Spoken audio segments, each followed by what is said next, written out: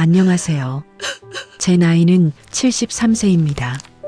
1년 전 내가 겪었던 슬픈 사연에 대해 이야기를 해보려고 합니다. 병원 침대에 누운 그날 밤 나는 처음으로 깨달았어요. 나는 치료받으러 온 게 아니라 정리되러 왔다는 걸, 사람이 아니라 재산 목록 중 하나로 취급되고 있다는 걸. 사진을 보는 순간 45년 전 봄이 그대로 되살아났습니다. 20살이었던 나는 아이를 낳으러 병원에 갔습니다. 그런데 그날 나는 아이를 안아보지도 못한 채 사산이었다는 말만 듣고 빈몸으로 쫓겨났습니다. 그 아이는 정말 죽었을까요? 이야기가 궁금하시다면 구독과 좋아요 부탁드립니다. 나는 살아있는 짐이 됐다. 그날 내 인생은 뒤집혔습니다. 정확히는 내 이름 석자가 내 인생을 팔아넘긴 날이었어요. 새벽 공기는 늘 그렇듯 차가웠습니다. 수산시장 골목은 아직 어두웠고 가로등 불빛 아래로 젖은 비닐들이 바람에 파르르 떨었어요. 바다 냄새가 코끝을 찌르다가도 내 가게 앞에 서면 고춧가루와 참기름 냄새가 그걸 덮었죠. 나는 반찬가게 셔터를 올리며 늘 하던 생각을 했습니다. 하루만 버티자.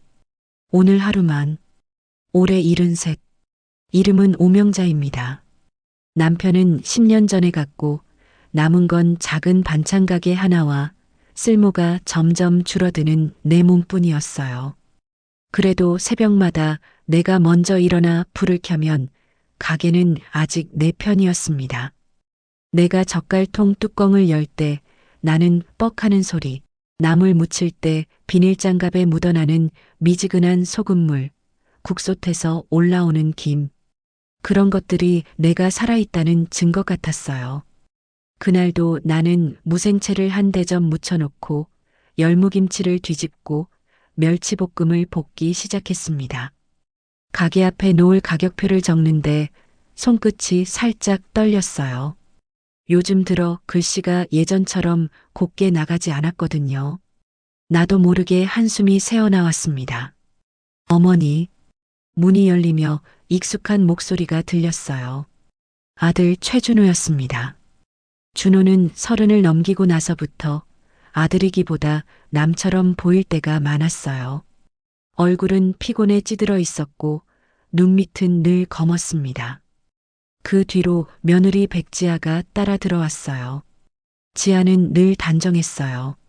머리는 단정히 묶고 입술색도 일정했죠. 그게 어떤 날엔 믿음직했지만 어떤 날엔 무섭기도 했습니다. 이 시간에 웬일이냐? 가게 문 열기도 전에 내가 말하자 지아가 먼저 웃었어요. 웃는데 눈은 웃지 않았습니다. 어머니, 오늘은 가게 쉬세요. 저희가 모시고 갈 데가 있어요. 어딜? 검진이요. 어머니, 요즘 어지럽다 하셨잖아요. 병원 예약했어요. 준호가 내 눈을 피하며 거들었습니다. 어머니, 잠깐만 다녀오면 돼. 금방 끝나. 나는 순간 검진이라는 말에 마음이 풀렸어요. 솔직히 말해 어지러운 건 사실이었거든요. 새벽에 일어날 때마다 땅이 살짝 기울고 귀에서 웅웅 소리가 날 때가 있었어요. 하지만 그럴수록 더 버텼습니다. 병원비는 돈이고 돈은 내가 쉽게 꺼낼 수 있는 게 아니었거든요. 예약을 했으면 미리 말을 하지. 가게는 어떡하고?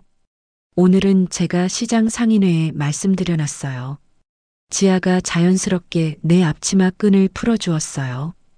어머니는 이제 혼자 다 하려고 하지 마세요. 건강이 우선이에요. 그 말이 너무 착한 말이라서 오히려 내 속이 싸했어요. 착한 말은 때로 칼이 되었거든요. 어머니를 위해서라는 말로 얼마나 많은 게 결정되는지 나는 살아오며 수도 없이 봤어요. 그래도 나는 따라 나섰습니다.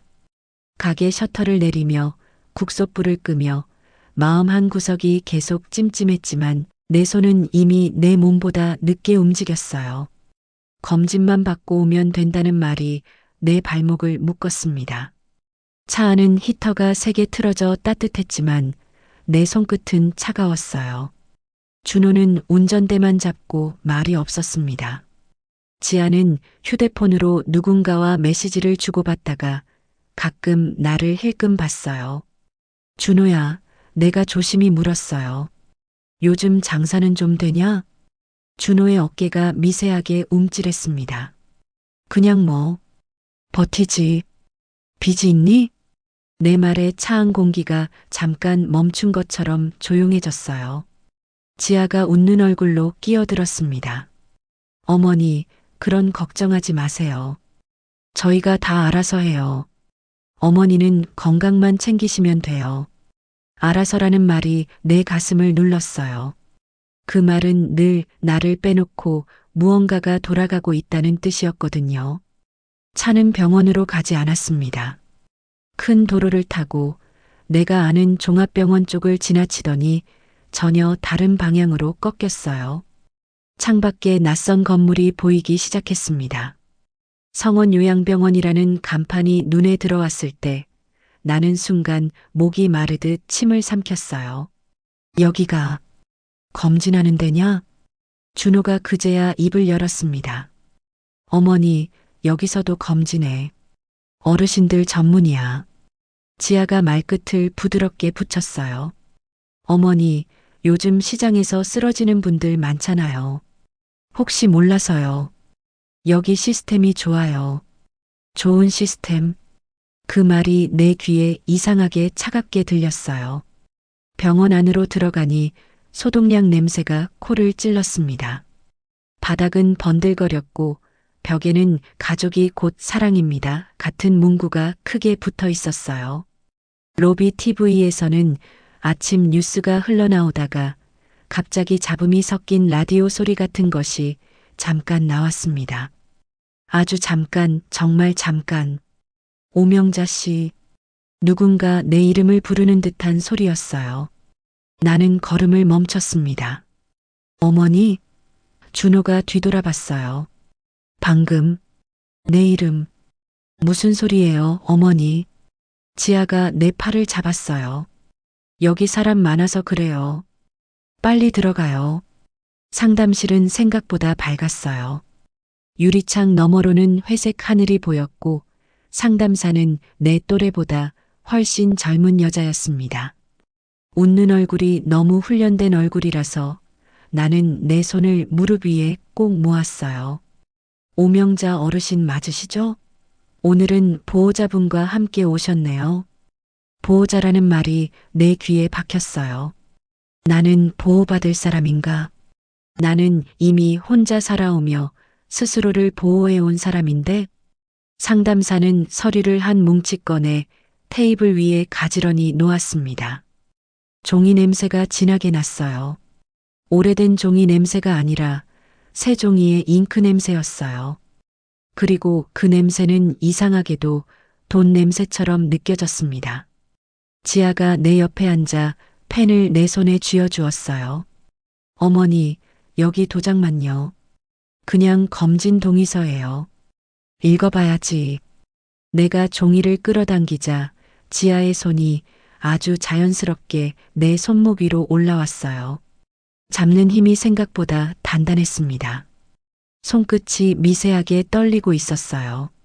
어머니, 글씨 많아서 어지러우시잖아요. 그냥 저희가 다 설명 들었어요. 준호는 내 눈을 제대로 못 봤어요. 그게 더 무서웠습니다. 아들이 내 눈을 못 보는 날에는 늘 뭔가 큰일이 있었거든요. 내가 남편 장례 치르던 날처럼. 준호야, 내가 낮게 물었어요. 이거 검진 동의서 맞아? 준호가 숨을 크게 들이켰다가 내뱉었어요. 어머니, 우리도 어쩔 수가 없어. 그 말이 내 심장을 쿵 내려앉혔습니다. 어쩔 수 없다는 말은 이미 결론이 난 말이었거든요. 나는 종이를 다시 보았어요. 글씨는 작고 어려운 말이 많았습니다. 위임, 동해, 보증금. 그런 단어들이 눈에 걸렸지만 그 의미는 내 눈에서 자꾸 미끄러졌어요. 그때 내 가방 안에서 모가 손끝에 닿았습니다. 낡고 딱딱한 플라스틱 감촉. 카세트 테이프였어요. 남편이 남기고 간 테이프. 내가 몇 번이나 틀려다가 무서워서 다시 넣어두었던 것. 남편은 늘 그 테이프를 만지며 말했어요. 명자야, 이건 언젠가 꼭 내가 알아야 해. 그 말을 나는 평생 미뤘어요. 그런데 지금 내 손이 그 테이프를 잡고 있었어요.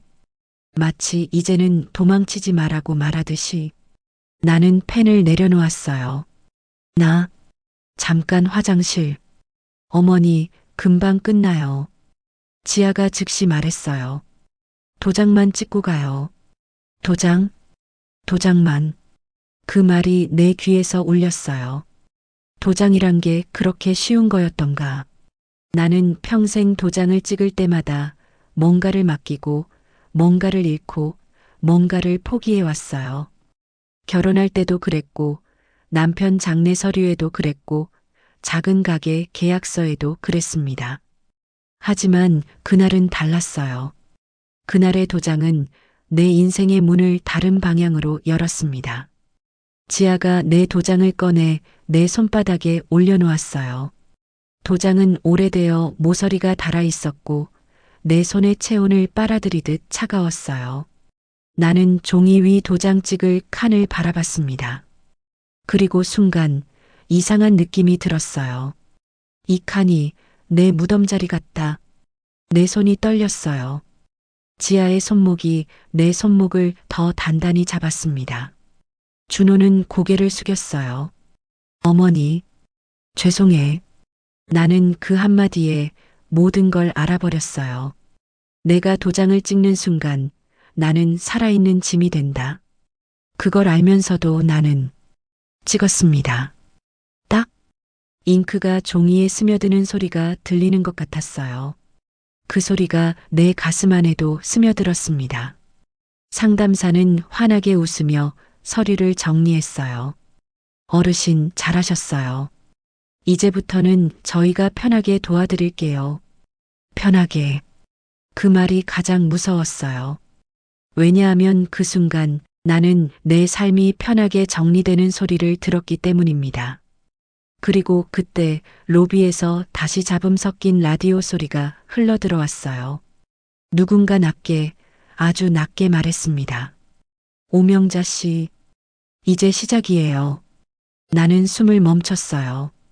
그날은 검진이 아니었어요. 그날은 계약이었습니다. 내가 모르는 계약. 내 인생을 다른 사람이 쓰는 계약. 나는 그 사실을 아직 다 알지 못한 채 상담실 문을 나섰습니다. 하지만 내 가방 속 카세트 테이프는 마치 심장처럼 무겁게 울리고 있었어요.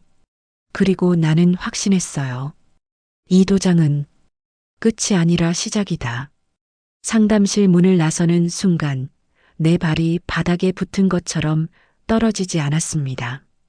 복도 끝에서 휠체어가 한 대 지나가고 그 위에 앉은 할머니가 멍한 눈으로 천장을 바라보고 있었어요. 간호사가 이쪽이요, 어르신하고 부르는데도 할머니는 고개를 돌리지 않았습니다. 지아는 내 팔을 꼭 잡고 있었어요. 꼭 잡았다기보다 놓치면 안 되는 물건을 쥔 손 같았어요. 어머니, 여기 잠깐만 앉아 계세요. 저는 서류 조금만 더. 서류? 검진이면 검진이지 무슨 서류가 그렇게 많아. 내 목소리가 갈라졌어요. 나는 내가 이렇게 화를 낼 줄 몰랐습니다. 그런데 내 안에서 뭔가가 솟구쳤어요. 도장을 찍은 뒤부터 내 목소리가 아닌 느낌. 그게 더 두려웠어요. 준호는 내 앞에 서지도 못하고 벽에 붙어 있었어요. 내가 준호를 똑바로 바라보자 준호가 겨우 고개를 들었습니다. 어머니, 잠깐만. 여기서 쉬면. 그때 옆 상담실에서 문이 열리며 남자 목소리가 흘러나왔어요. 입소는 오늘 처리되면 좋겠습니다. 보호자 동의서도 있고 보증금도. 입소. 내 귀가 그 단어를 잡아챘어요. 입소는 검진이 아니에요. 입소는 돌아갈 집이 없다는 말입니다. 준호야. 내가 낮게 불렀어요. 준호는 대답을 못했어요. 너 나 여기 넣을 거야? 지아가 웃었어요. 웃으면서도 눈이 차가웠습니다. 어머니 넣다니요. 어머니 건강이 걱정돼서 잠깐만 안정적으로 관리 받으시는 거죠. 잠깐이 며칠이냐? 일단은 한 달 정도? 한 달. 나의 가게는? 내 냉장고는? 내 집은? 한 달이면 반찬 가게 단골은 다 끊겨요. 한 달이면 월세도 공과금도 시장 자리도 다 꼬입니다. 내가 싫다 하면? 지아는 아주 작게 숨을 들이켰어요. 그리고 말했습니다. 어머니, 이미 서류가, 이미. 그 말이 내 심장을 찔렀어요. 나는 그제야 깨달았습니다. 지금 싫다는 말은 이미 늦었다는 뜻이라는 걸. 복도를 걸어가다가 간호사 둘이 지나가면서 하는 얘기가 들렸어요. 오늘 입소한 어르신. 가족분들이 벌써 카드 정지 요청했대. 요즘 부모 통장 접근하는 가족들 많더라. 카드 정지. 통장. 내가 모르는 사이에 내 돈이 누군가 손에 들어가고 있었던 거였어요. 그날 저녁 나는 병원 침대에 누워 있었습니다. 침대 난간은 차갑고 높았어요. 간호사가 내 손목에 이름표를 채우며 말했습니다. 오명자 어르신, 오늘부터 보호자 연락처는 며느님 번호로 등록돼 있어요.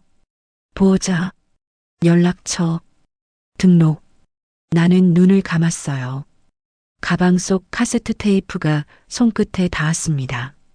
내가 몰래 주머니로 테이프를 쥐자 심장이 조금 진정되는 느낌이 들었어요. 그때 옆 침대 할머니가 아주 작은 목소리로 속삭였어요. 도장 찍었어? 나는 대답을 못했어요. 할머니가 다시 말했습니다. 찍으면 끝이야. 근데 끝이 아니더라. 나는 온몸에 소름이 돋았어요. 복도에서 간호사들이 교대를 하는 소리가 들렸습니다. 내일 어르신 통장 어떻게 되지? 며느리분이 와서 카드 재발급 절차 밟는데. 카드 재발급. 내가 모르는 사이에 내 통장을 다른 사람이 관리하게 되는 거였어요. 그날 밤 나는 잠을 잘 수 없었습니다. 카세트 테이프를 손에 쥐고 누워 있으면서 남편이 평생 그 테이프를 소중히 여겼던 이유를 생각했어요. 명자야, 이건 언젠가 꼭 내가 알아야 해. 남편은 무슨 일을 알고 있었던 걸까요? 병실 밖에서는 간밤 내내 누군가 걸어다니는 소리가 났어요. 간호사실에서 나오는 불빛이 복도를 가로질렀고 가끔 전화 받는 소리가 들렸습니다. 네, 오명자 어르신 건 내일 아침에 마저 처리하면 됩니다. 내 이름이 계속 누군가 입에 오르내렸어요. 하지만 나는 그 결정에서 빠져 있었습니다. 새벽 4시쯤 나는 몰래 침대에서 일어났어요. 복도로 나가서 공중전화를 찾았습니다. 시장에 있는 정미자 언니에게 전화하고 싶었거든요. 하지만 전화기 앞에서 멈칫했어요. 뭐라고 말하지? 나 지금 요양병원에 갇혔어라고 할까요? 아들이 나를 팔았어라고 할까요? 그 말들이 현실처럼 느껴지지 않았어요. 결국 전화를 걸지 못하고 돌아왔습니다. 침대에 누워서 창밖을 보니 새벽 하늘이 조금씩 밝아지고 있었어요. 저 멀리 바다가 보였습니다. 내가 평생 살아온 이 동네의 바다. 하지만 지금 나는 그 바다를 감옥 창문을 통해 보고 있었어요. 아침이 되자 준호가 왔습니다. 손에 비닐봉지를 하나 들고 왔어요. 어머니, 필요한 거 좀 가져왔어. 비닐봉지 안에는 내 옷 몇 벌과 세면도구가 들어 있었어요. 집에서 가져온 거였습니다. 준호야, 너 우리 집 들어갔냐? 어머니 필요한 거 챙겨와야 해서. 내가 언제 들어가도 된다고 했냐? 내 목소리가 커졌어요. 옆 침대 할머니들이 쳐다봤습니다. 준호는 고개를 숙였어요. 어머니, 미안해. 근데 어머니도 이해해줘. 뭘 이해해? 우리도 정말 어쩔 수가 없어서 또 어쩔 수 없다는 말이었어요. 나는 준호를 바라봤습니다.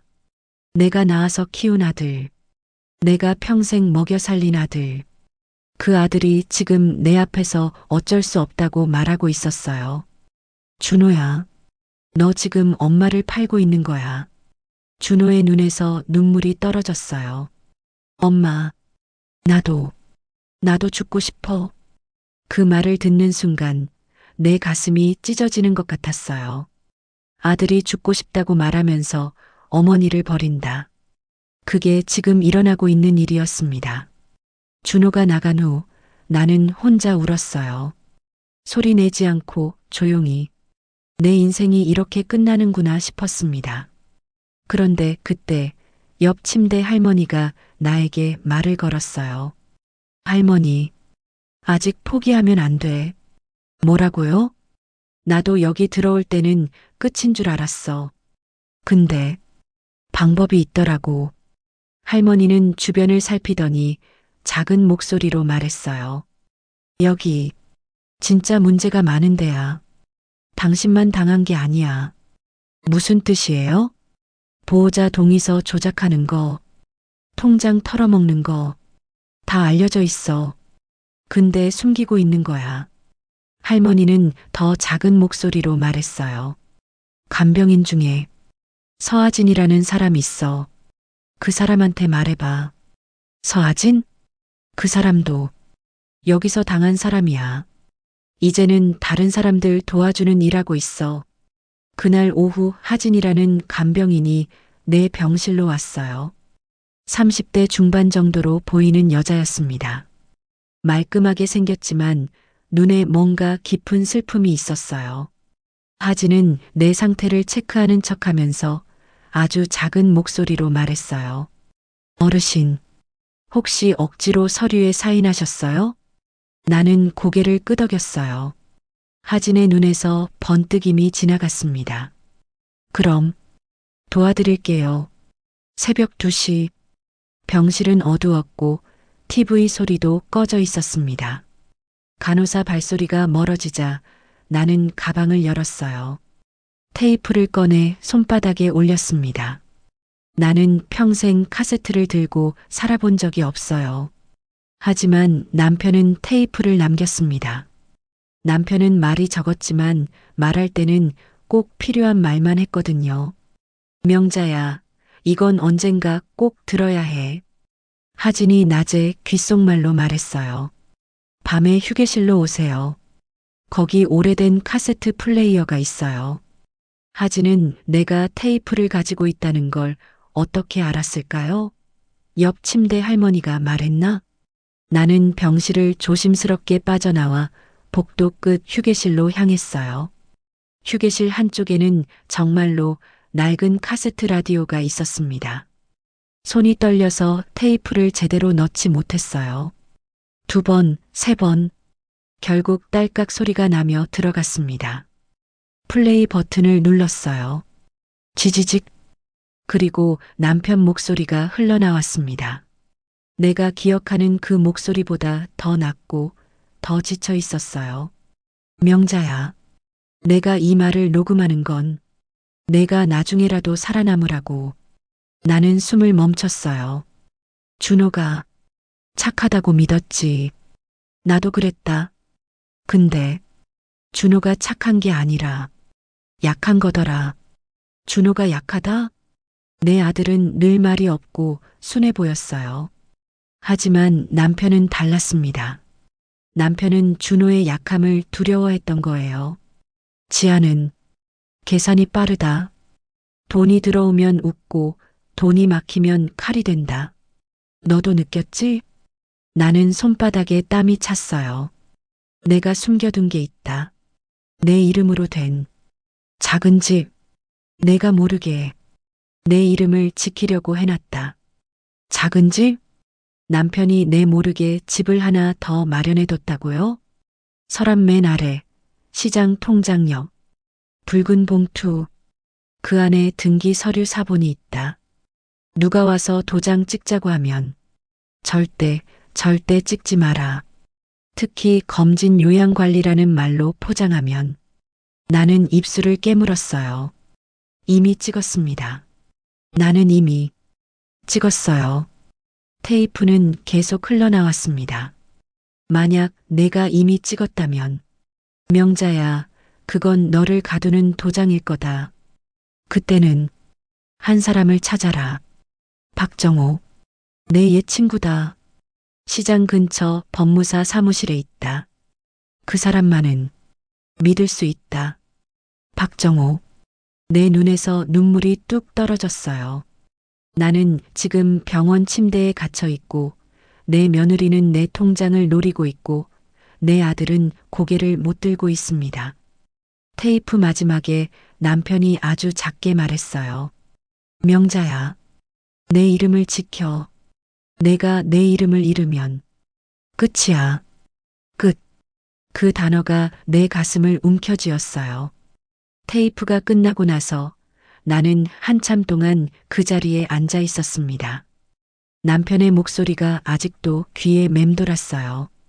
그리고 내 마음속으로는 여러 가지 생각들이 소용돌이쳤습니다. 남편이 내 이름으로 집을 하나 더 마련해뒀다니.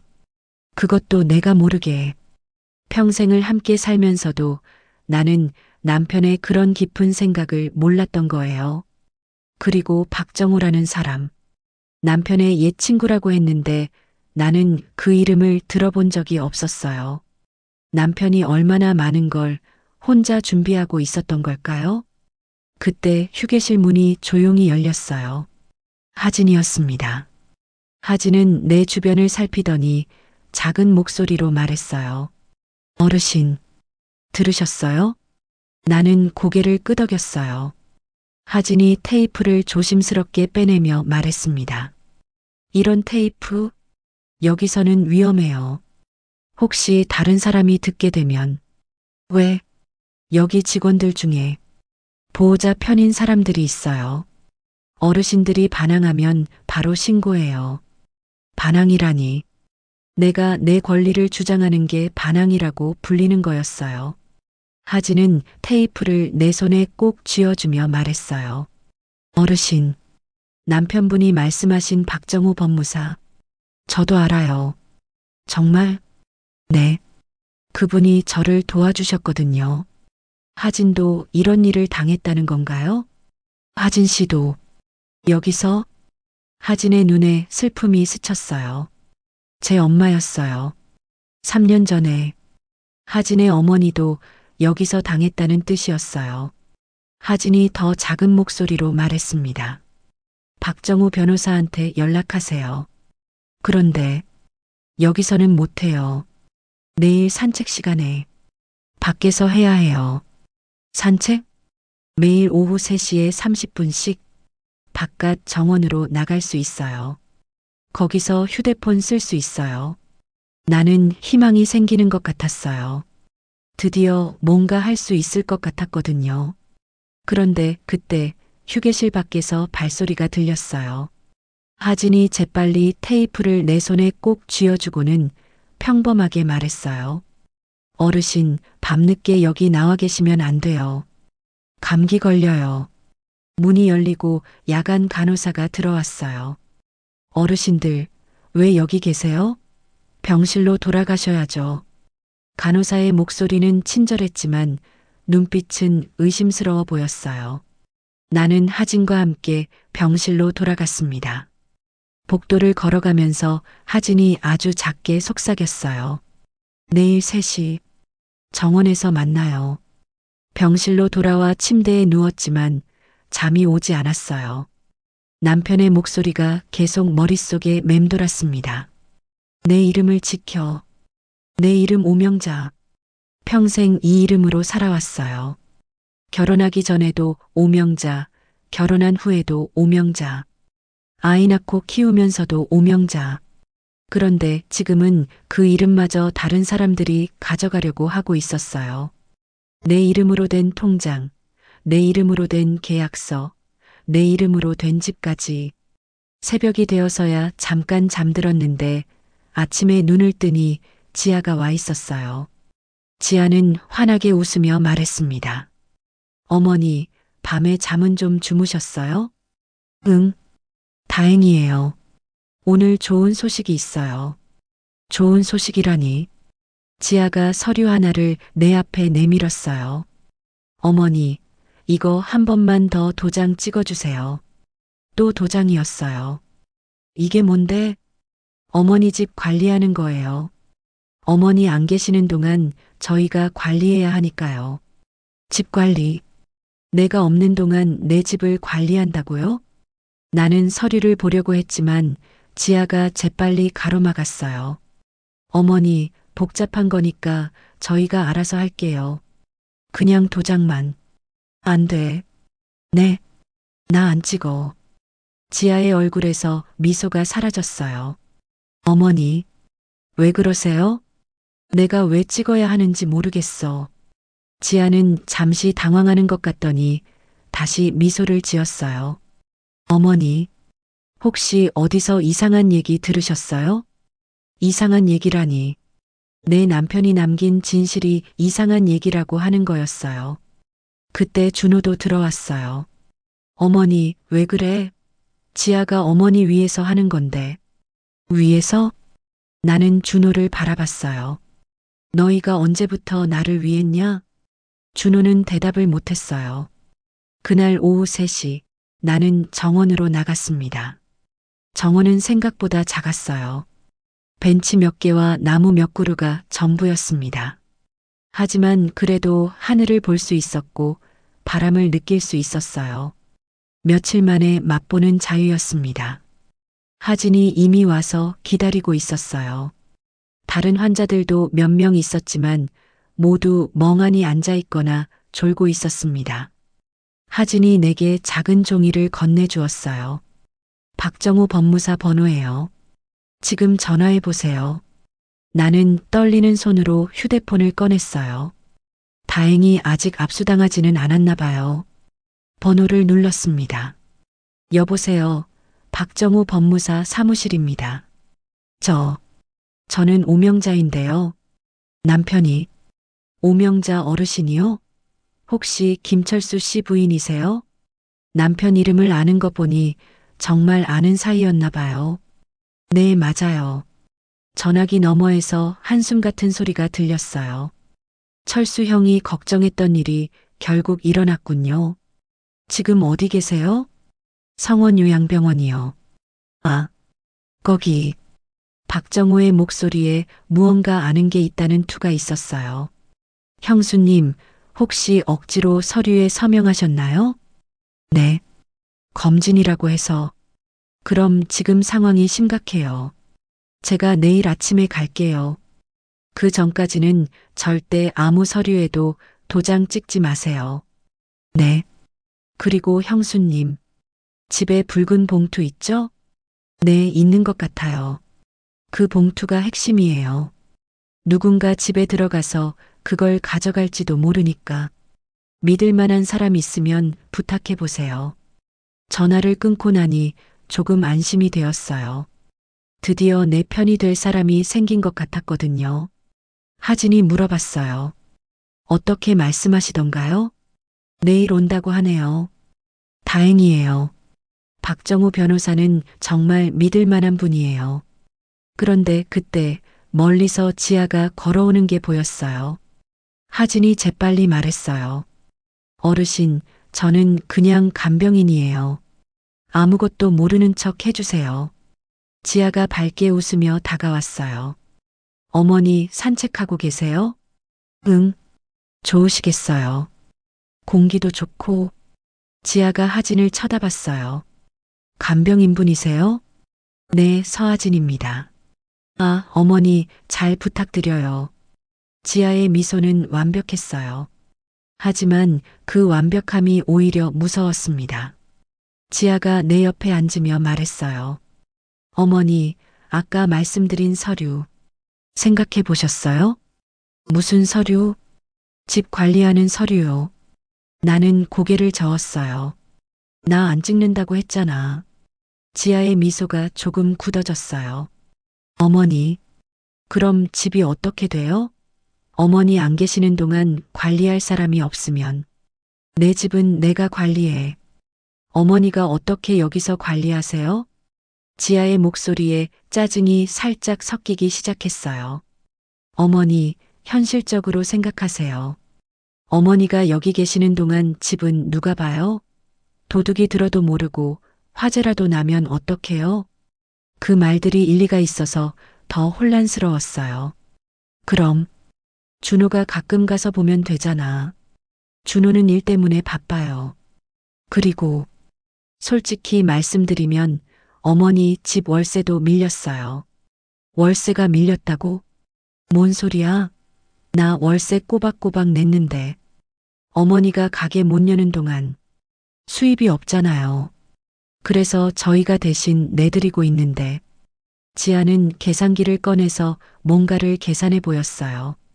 월세 50만 원에 관리비 10만 원, 공과금까지 하면 한 달에 70만 원씩 나가요. 어머니 여기 계시는 동안 저희가 계속 대신 낼 수는 없잖아요. 그 말을 듣고 나니 머리가 복잡해졌어요. 정말로 내가 없는 동안 그런 비용들이 계속 나간다면 그래서 어떻게 하자는 거야? 임대를 주면 돼요. 어머니가 여기 계시는 동안만 전세나 월세를 주는 거예요. 그러면 오히려 수입이 생기잖아요. 임대. 내 집에 남이 들어와서 사는 거였어요. 싫어. 어머니. 내 집에 남이 들어와 사는 거 싫어. 지아가 깊은 한숨을 쉬었어요. 어머니, 그럼 어떻게 하실 거예요? 집은 비워두고 돈은 계속 나가고 나중에 어머니 태어나셔서 집 가보시면 엉망이 되어 있을 텐데요. 그 말들이 내 마음을 흔들었어요. 정말로 내 집이 망가질까봐 무서워졌거든요. 그럼, 잠깐만. 네, 잠깐만요. 어머니 나으시면 바로 집 돌려드릴게요. 하진이 우리 대화를 듣고 있는 걸 의식하고 있었나 봐요. 지아가 하진을 쳐다보며 말했어요. 간병인분, 혹시 할 일 있으시면 가보세요. 하진은 어쩔 수 없이 일어났어요. 그럼 어르신, 저는 이만.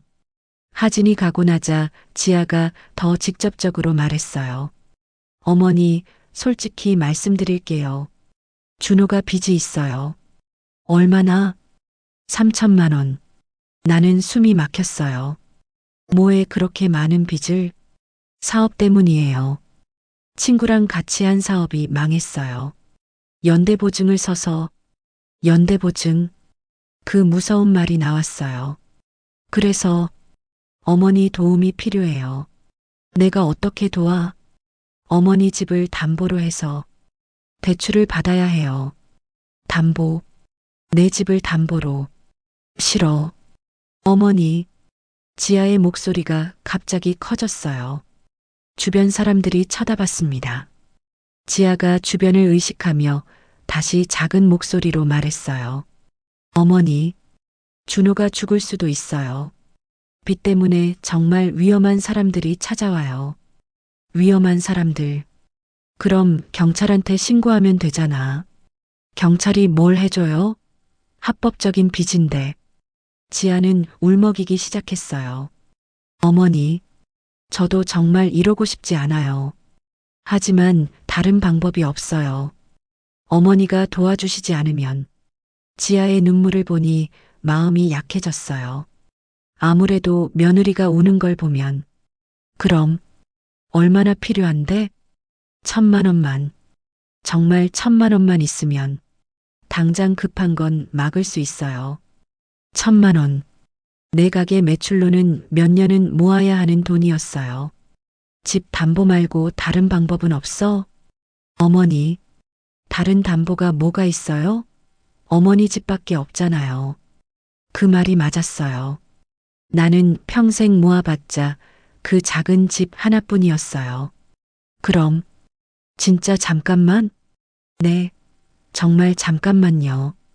빚만 정리하면 바로 풀어드릴게요. 나는 고민했어요. 한편으로는 박정우 변호사가 절대 서명하지 말라고 했고, 다른 한편으로는 내 아들이 위험하다고 하니. 알겠어. 하지만 조건이 있어. 뭐든지 말씀하세요. 내가 직접 서류를 다 읽어보고 이해할 수 있게 설명해줘야 해. 지아가 밝게 웃었어요. 당연히요. 어머니가 이해하실 때까지 자세히 설명해 드릴게요. 그날 저녁 지아는 서류를 가지고 왔어요. 하지만 서류는 너무 복잡했고 지아의 설명도 뭔가 대충대충 넘어가는 느낌이었어요. 여기는 담보 설정하는 부분이고요. 여기는 대출 조건이고요. 잠깐, 이 부분이 뭔 뜻이야? 아, 그건 법적인 용어라서 어머니가 이해하기엔 너무 복잡해요. 너무 복잡하다는 말로 넘어가려고 했어요. 복잡해도 내가 알아야지. 어머니, 시간이 없어요. 내일까지 서류를 넣어야 한다고 했어요. 내일까지. 또 시간에 쫓기는 거였어요. 그날 밤 나는 잠을 잘 수 없었어요. 박정우 변호사는 절대 서명하지 말라고 했고, 지아는 아들이 위험하다고 했고, 누구 말을 믿어야 할까요?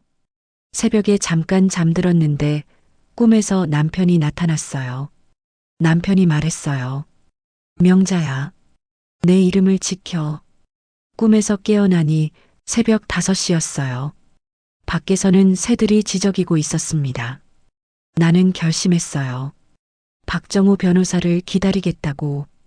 다음 날 오전 박정우 변호사가 정말로 왔어요.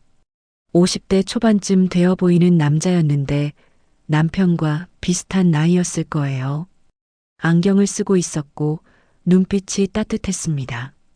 박정우 변호사를 만나기 위해서는 면회실로 가야 했어요.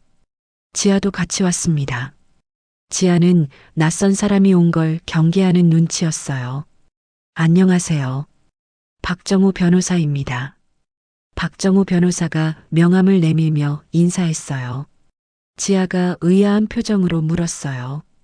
어머니, 변호사분을 왜 부르셨어요? 내가 궁금한 게 있어서. 박정우 변호사가 나를 보며 조심스럽게 말했어요.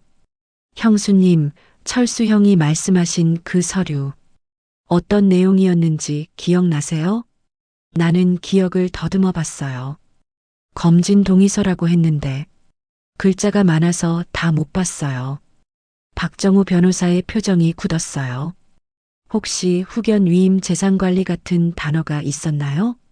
있었던 것 같아요. 지아가 끼어들었어요. 변호사님, 그냥 입원 동의서였어요. 큰 내용 아니에요. 박정우 변호사가 지아를 바라봤어요. 보호자분이시죠? 혹시 그 서류 사본 있으세요? 네. 왜 그걸? 법적으로 중요한 서류라면 당연히 사본을 드려야 하는데요. 지아가 당황하는 기색을 보였어요. 그런 건 병원에서 관리해요. 박정우 변호사가 고개를 끄덕였어요. 그럼 병원에 사본 요청하겠습니다. 굳이 그러실 필요는 형수님의 권리입니다. 박정우 변호사는 내게 설명해 주었어요. 형수님, 만약 후견 관련 서류에 서명하셨다면 형수님의 재산 관리권이 보호자에게 넘어갈 수 있어요. 무슨 뜻이에요? 쉽게 말해서 형수님 통장, 즉 모든 재산을 보호자가 대신 관리할 수 있게 되는 거예요. 나는 등골이 서늘해졌어요. 그럼 내가 내 돈을 못 쓴다는 거예요? 심한 경우에는 그럴 수 있어요. 지아가 목소리를 높였어요. 변호사님, 무슨 말씀을 그렇게 하세요? 저희가 어머니 돈을 뺏겠어요? 뺏는다는 게 아니라 법적으로 권한이 넘어간다는 얘기입니다. 박정우 변호사가 차근차근 설명해 주었어요. 요즘 이런 방식으로 노인분들의 재산을 관리하는 경우가 많아요. 물론 선의로 하는 경우도 있지만 악용되는 경우도 있습니다. 악용? 네.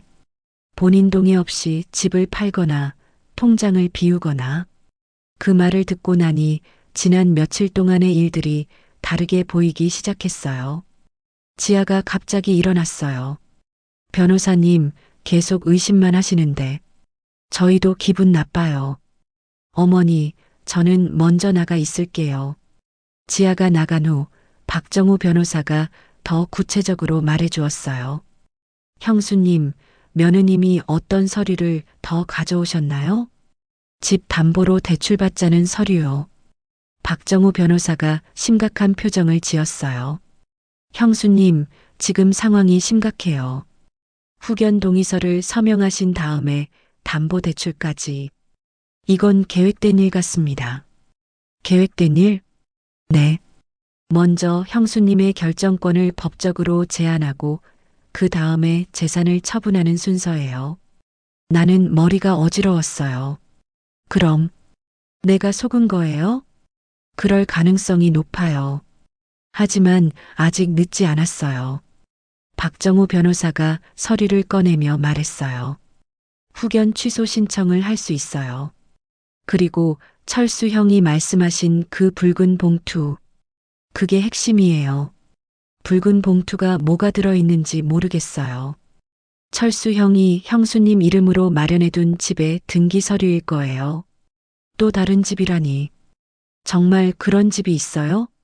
철수 형이 평생 조금씩 모아서 형수님 이름으로 작은 오피스텔을 하나 사두었어요. 혹시 모를 상황에 대비해서요. 나는 눈물이 날 것 같았어요. 남편이 그런 준비를 해뒀다니. 그런데 그 집이 왜 중요해요? 만약 며느님이 형수님의 모든 재산을 처분하려고 해도 그 집은 숨겨져 있으니까 안전해요. 그리고 나중에 소송할 때도 중요한 증거가 될 수 있고요. 박정우 변호사는 종이 한 장을 내게 주었어요. 형수님, 이건 후견 취소 신청서예요. 여기에 서명하시면 며느님이 형수님을 대신해서 할 수 있는 일들을 막을 수 있어요. 바로 효력이 있어요? 시간이 걸려요. 하지만 신청하는 순간부터 법적으로 보호받을 수 있어요. 나는 펜을 들었어요. 하지만 손이 떨렸습니다. 혹시 이게 준호한테 해가 되지는 않을까요? 박정우 변호사가 고개를 저었어요. 형수님, 지금은 형수님을 지키는 게 우선이에요. 아들분의 빚은 아들분이 해결해야 할 문제예요. 그 말이 맞았어요. 내가 내 재산을 다 날린다고 해서 준호의 빚이 해결될 것도 아니었고, 오히려 준호도 더 큰 문제에 빠질 수 있었어요. 나는 서명했어요. 그 순간 면회실 문이 열리고 지아가 들어왔어요. 지아는 내 손의 서류를 보더니 얼굴이 하얘졌어요. 어머니, 그게 뭐예요? 박정우 변호사가 대답했어요. 후견 취소 신청서입니다. 뭐라고요? 지아의 목소리가 갈라졌어요. 어머니, 왜 그런 걸? 나는 처음으로 지아에게 단호하게 말했어요. 내일은 내가 결정한다. 그날 오후 지아와 준호가 함께 왔어요. 준호는 지아에게 뭔가 혼이 난 것 같았어요. 준호가 내 앞에서 무릎을 꿇었어요. 어머니, 제발 그 신청서 취소해 주세요. 왜? 저 정말 죽을 수도 있어요. 준호의 눈에는 진짜 두려움이 있었어요. 누가 그래? 빌려준 사람들이. 정말 무서운 사람들이에요. 지아가 덧붙였어요. 어머니, 이틀 후면 이자가 또 올라가요. 그러면 정말 감당 못해요. 나는 마음이 흔들렸어요. 내 아들이 정말 위험하다면. 그럼 다른 방법은 없어? 준호가 고개를 저었어요. 없어요.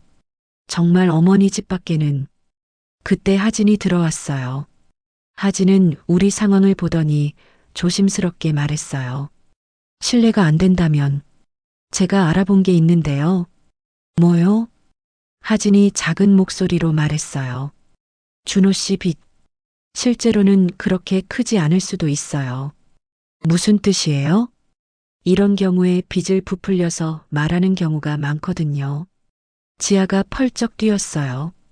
뭐라고요? 간병인이 뭘 안다고. 하진이 침착하게 말했어요. 박정우 변호사님이 확인해 볼 수 있어요. 실제 빚이 얼마인지. 그 말을 듣고 나니 나는 더욱 혼란스러워졌어요. 누구를 믿어야 할까요? 그날 밤 나는 다시 카세트 테이프를 들어보기로 했어요. 뭔가 놓친 게 있을 것 같았거든요. 하진이 휴게실 열쇠를 구해줘서 밤늦게 혼자 들을 수 있었어요. 테이프를 처음부터 다시 틀었습니다. 남편의 목소리로 시작했어요. 명자야, 내가 이 말을 녹음하는 건 내가 나중에라도 살아남으라고. 여기까지는 전에 들었던 내용이었어요. 하지만 계속 듣다 보니 중간에 이상한 부분이 있었습니다. 테이프가 끊겼다가 다시 이어지는 부분이 있었어요. 마치 다른 때에 녹음한 것처럼. 그리고 그 부분에서는 남편의 목소리가 아닌 다른 소리가 섞여 있었어요. 여자의 흐느끼는 소리. 그리고 그 여자가 엄마라고 부르는 소리. 나는 온몸이 얼어붙었어요.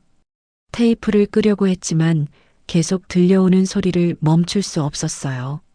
엄마, 왜 날 버렸어? 그 목소리가 너무 슬퍼서 내 가슴이 찢어지는 것 같았어요. 그런데 더 충격적인 건 그 목소리가 낯설지 않다는 거였어요. 어디서 들어본 것 같은. 그때 휴게실 문이 열렸어요. 하진이 들어왔습니다. 하진은 내가 테이프를 듣고 있는 걸 보더니 아주 천천히 다가왔어요. 어르신, 끝까지 들으셨어요? 나는 고개를 끄덕였어요. 하진이 테이프를 끄고 내 앞에 앉았어요. 어르신, 제가 말씀드릴 게 있어요. 하진의 목소리가 떨리고 있었어요. 사실, 저도 그 테이프를 들어봤어요. 언제? 몇 년 전에. 제가 엄마를 찾으려고 할 때, 하진이 가방에서 작은 물건을 하나 꺼냈어요. 은색 단추였어요. 이거, 어르신 것 아니세요? 나는 그 단추를 보는 순간 머릿속이 하얘졌어요. 그 단추, 나도 똑같은 걸 가지고 있었거든요. 어디서 그걸? 제가 어렸을 때부터 가지고 있던 거예요. 유일한 단서였어요. 하진의 눈에 눈물이 고였어요.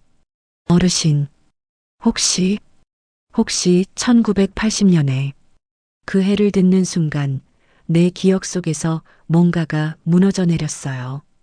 비 오는 밤, 항구, 울음소리, 차가운 병원, 누군가 내 팔에서 아이를 빼앗아가는 장면. 아니야, 아니야. 나는 고개를 저었어요. 제발, 아니라고 해줘. 하진이 조용히 말했어요. 어르신, 저, 혹시 어르신 딸일까요? 그 말을 듣는 순간 내 마음속에 묻어둔 기억들이 폭포처럼 쏟아져 내렸어요. 1980년 봄, 나는 20살이었어요. 임신한 걸 알았을 때 세상이 무너지는 것 같았어요. 아이 아버지는 선원이었는데 출항하고 나서 연락이 끊겼거든요. 혼자 아이를 키울 수 없을 것 같았어요. 그때는 지금과 달라서 미혼모에 대한 시선이 정말 차가웠거든요. 그래서 내가 너를 버렸다고? 하진이 고개를 끄덕였어요. 보육원에서 자랐어요. 그런데 항상 궁금했어요. 내 엄마가 누군지, 왜 나를 버렸는지. 나는 울기 시작했어요. 미안해. 정말 미안해. 어르신, 내가 너무 어렸어. 아무것도 몰랐어. 어떻게 해야 할지. 하진도 울고 있었어요. 엄마, 정말 엄마예요? 나는 하진을 끌어안았어요. 45년 만에 내 딸을 다시 만난 거였어요. 그런데 이런 상황에서, 하진아, 엄마가 정말 미안해. 엄마, 우리는 한참 동안 울었어요. 그런데 갑자기 하진이 몸을 떨기 시작했어요. 엄마, 그런데 이상해요. 뭐가? 제가 여기서 일하게 된 게 우연이 아닐 수도 있어요. 무슨 뜻이야? 하진이 심각한 표정으로 말했어요.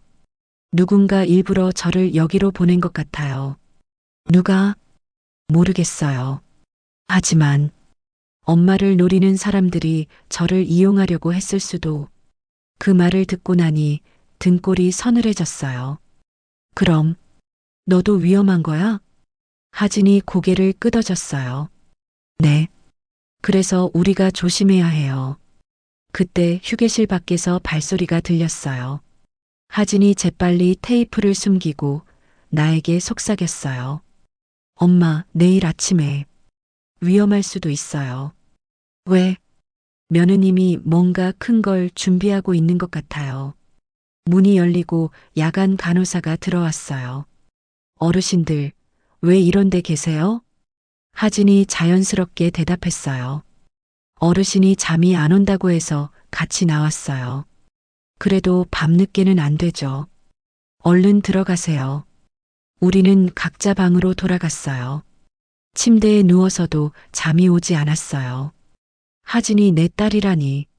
그리고 누군가 하진을 이용해서 나를 노리고 있다니. 새벽까지 뒤척이다가 간신히 잠들었어요. 그런데 아침에 일어나 보니 하진이 보이지 않았어요. 다른 간병인에게 물어봤더니 오늘부터 안 나온다고 했어요. 왜요? 갑자기 그만둔다고 했대요. 하진이 사라졌어요. 내 딸이 다시 사라졌어요. 점심때가 되어서 지아와 준호가 왔어요. 지아가 환하게 웃으며 말했어요. 어머니, 오늘 좋은 소식이 있어요. 뭔데? 준호 빚 문제가 해결됐어요. 어떻게? 대출이 나왔어요. 어머니 집 담보로. 나는 깜짝 놀랐어요. 내가 언제 동의했다고? 지아가 서류를 보여주었어요. 어머니, 여기 어머니 도장이 찍혀 있어요. 서류를 보니 정말로 내 도장이 찍혀 있었어요. 이게 언제? 어제 어머니가 사인하신 거예요. 난 이런 거 사인한 적 없어. 어머니, 병원에서는 기억력이 떨어질 수 있어요.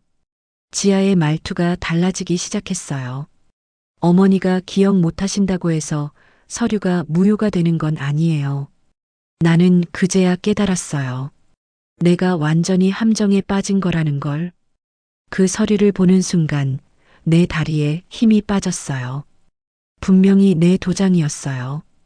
도장을 찍은 자국도 선명했고 잉크의 색깔도 평소 내가 사용하던 것과 같았습니다. 이게 어떻게? 지아가 차분하게 설명했어요. 어머니, 어제 박정우 변호사 만나고 나서 많이 혼란스러워 하셨잖아요. 그래서 제가 서류 정리하자고 했을 때 어머니가 도장 찍으셨어요.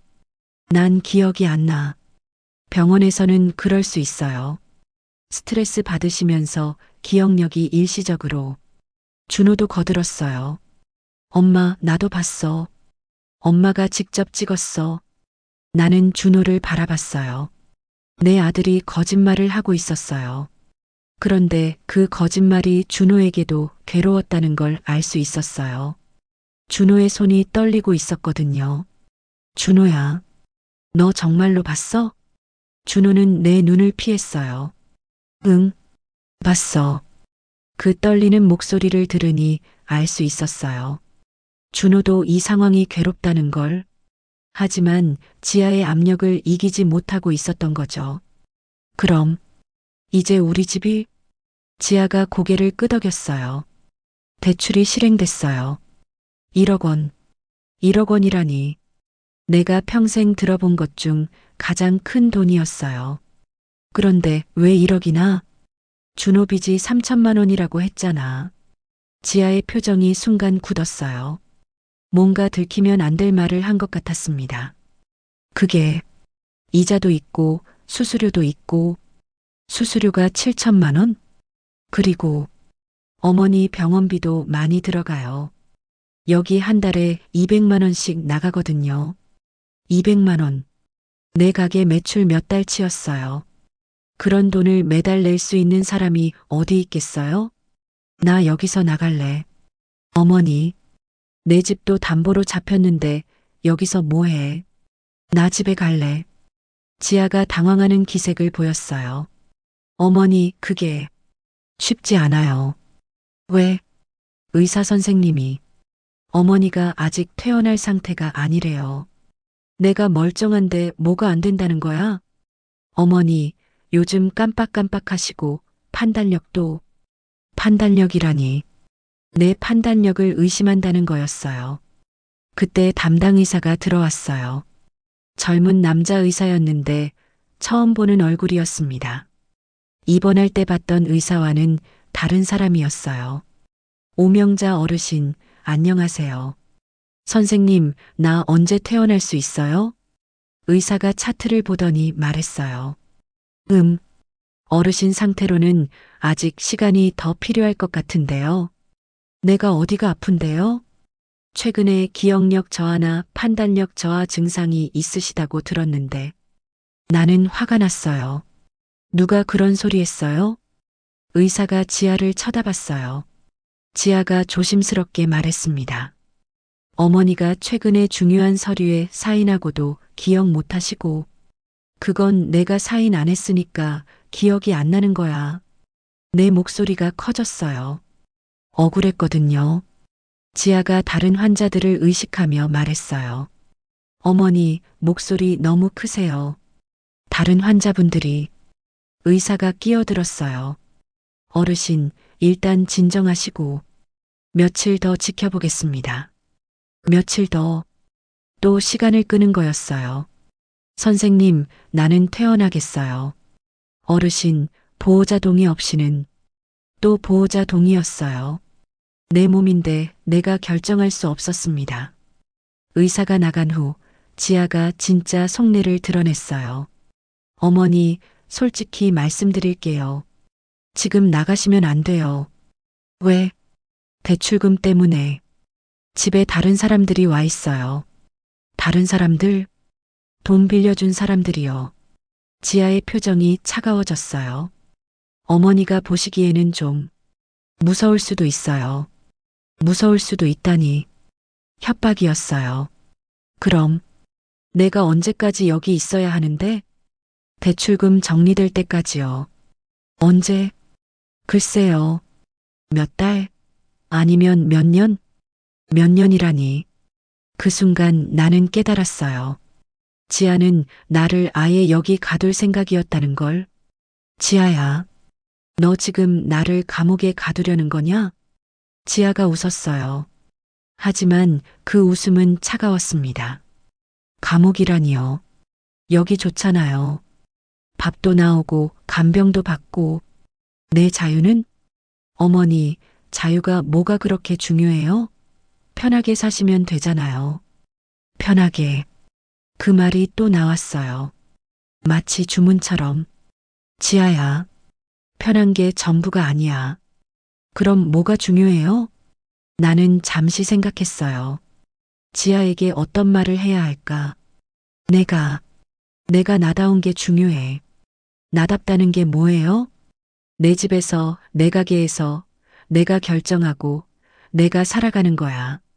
지아가 한숨을 쉬었어요. 어머니, 현실을 보세요. 어머니 나이에 혼자 뭘 할 수 있어요? 해봐야 아는 거지. 해보다가 다치면 어떡해요?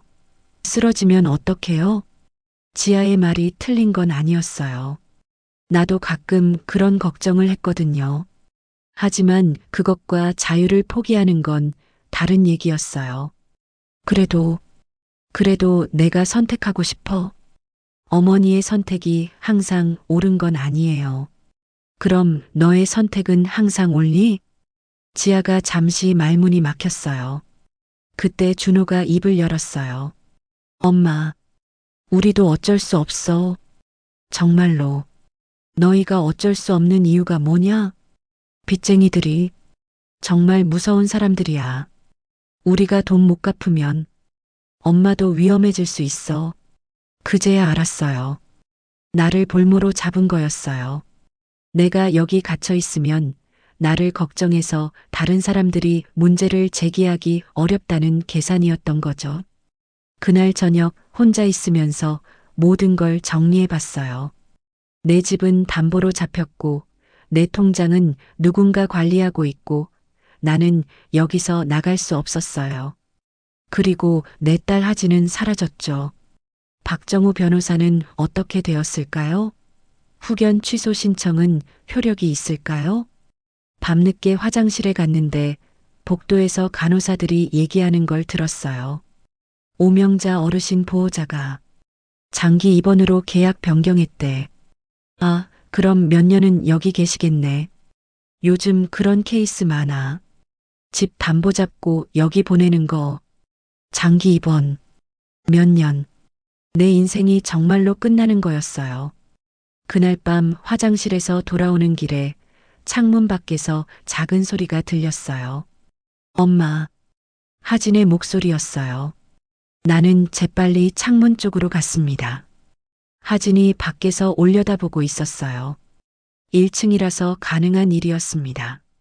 하진아, 엄마 괜찮아요? 너 어디 갔었어?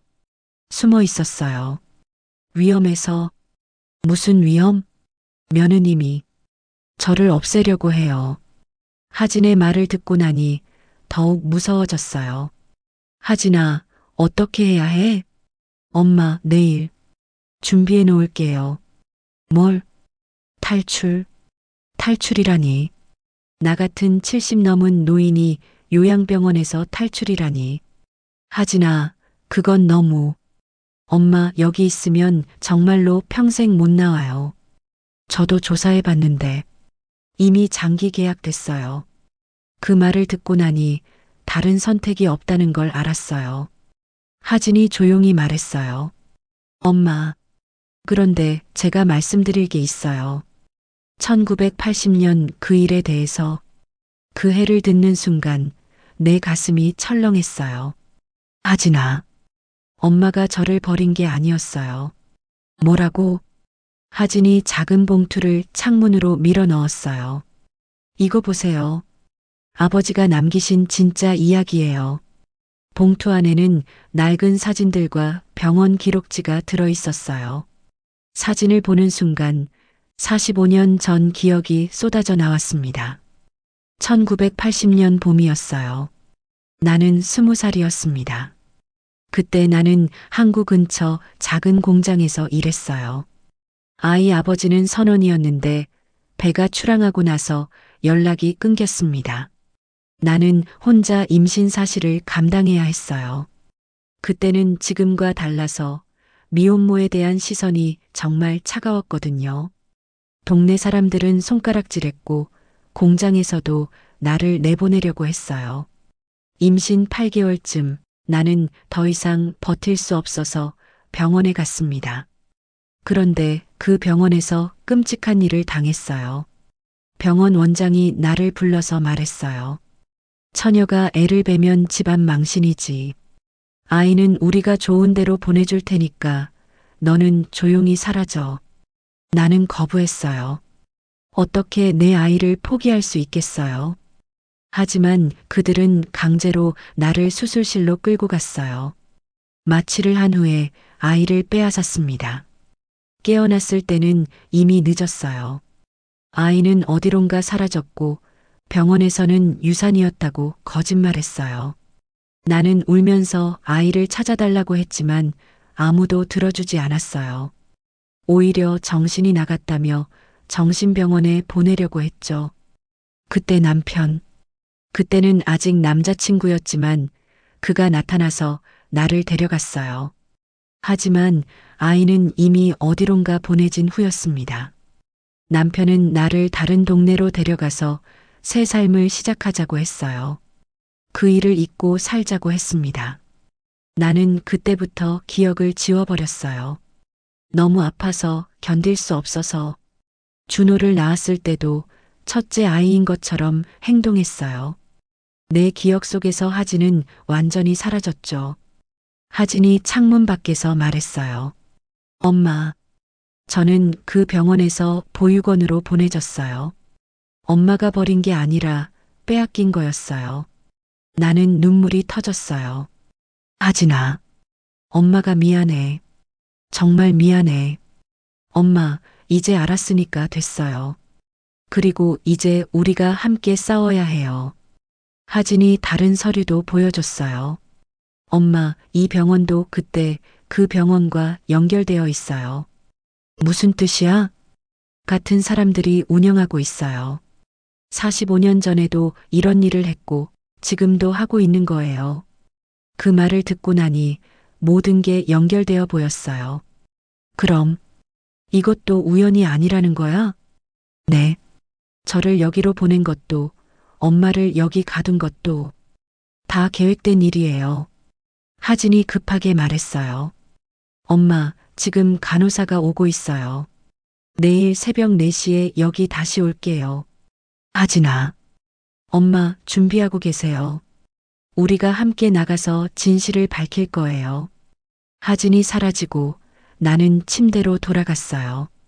45년 만에 알게 된 진실이 내 가슴을 찢었어요.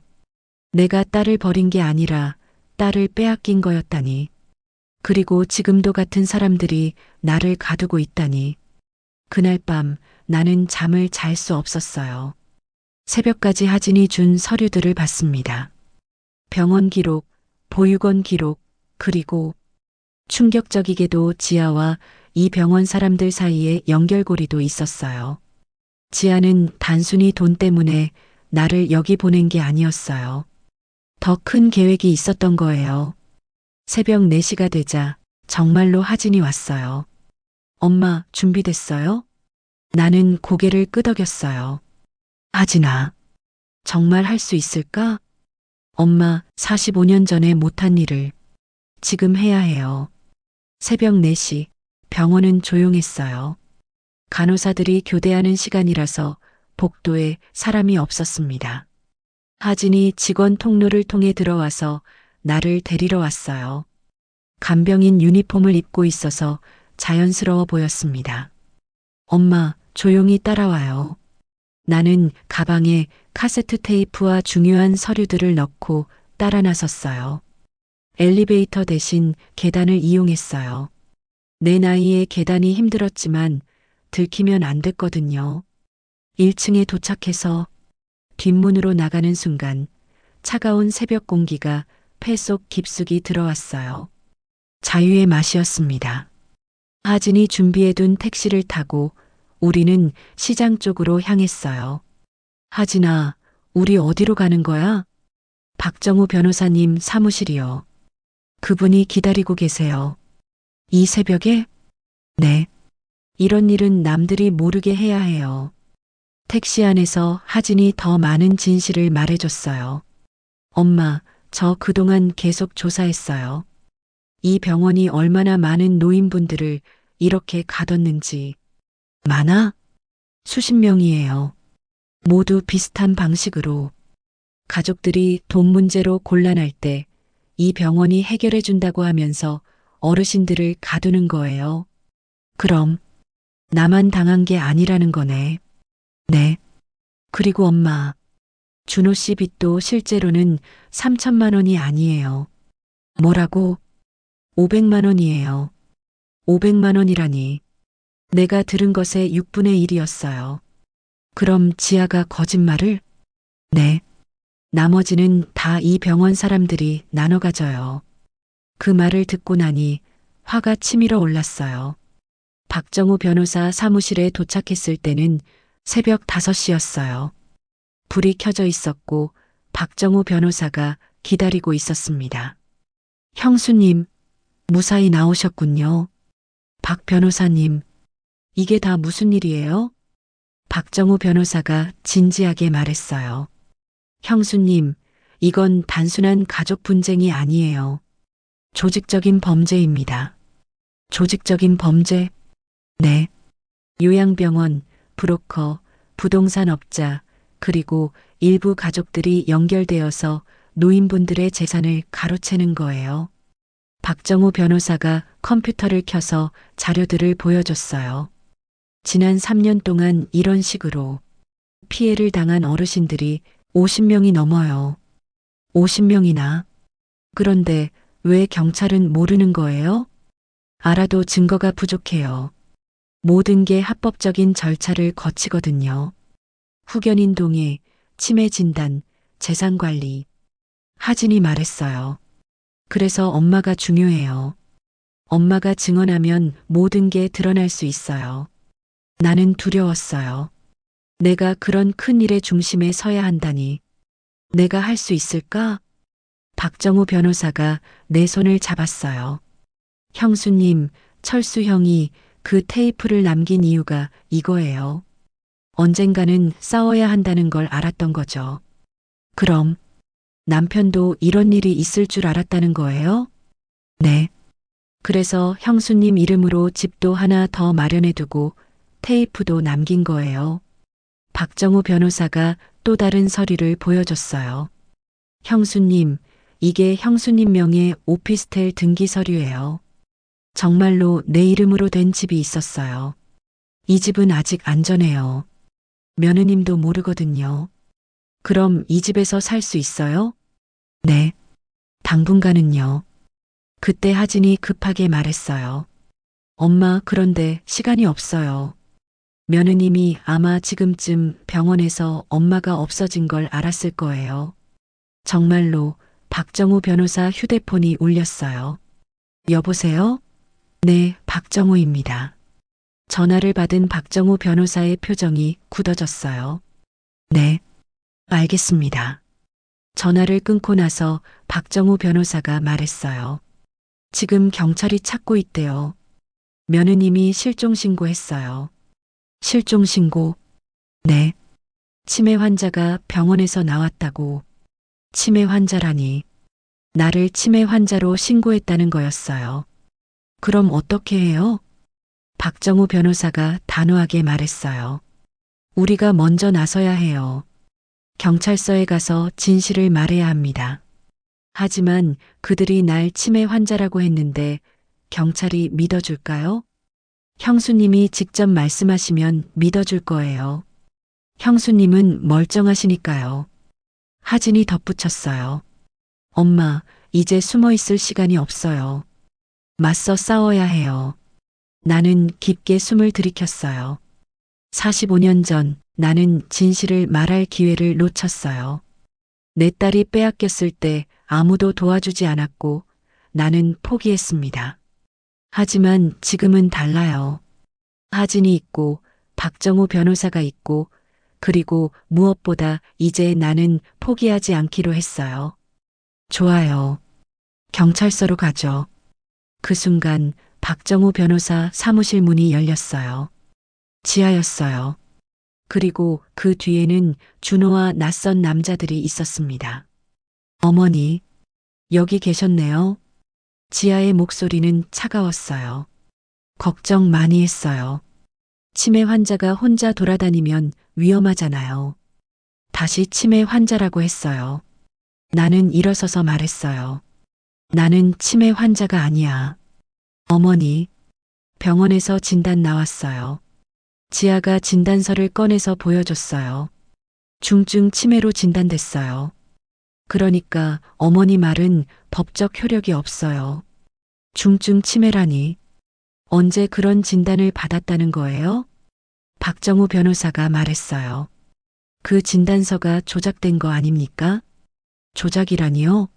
정식 의사가 정식 절차를 거쳐서 진단한 거예요. 그때 하진이 앞으로 나섰어요. 며느님, 이제 그만하세요. 넌 누구야? 저는 어머니의 딸이에요.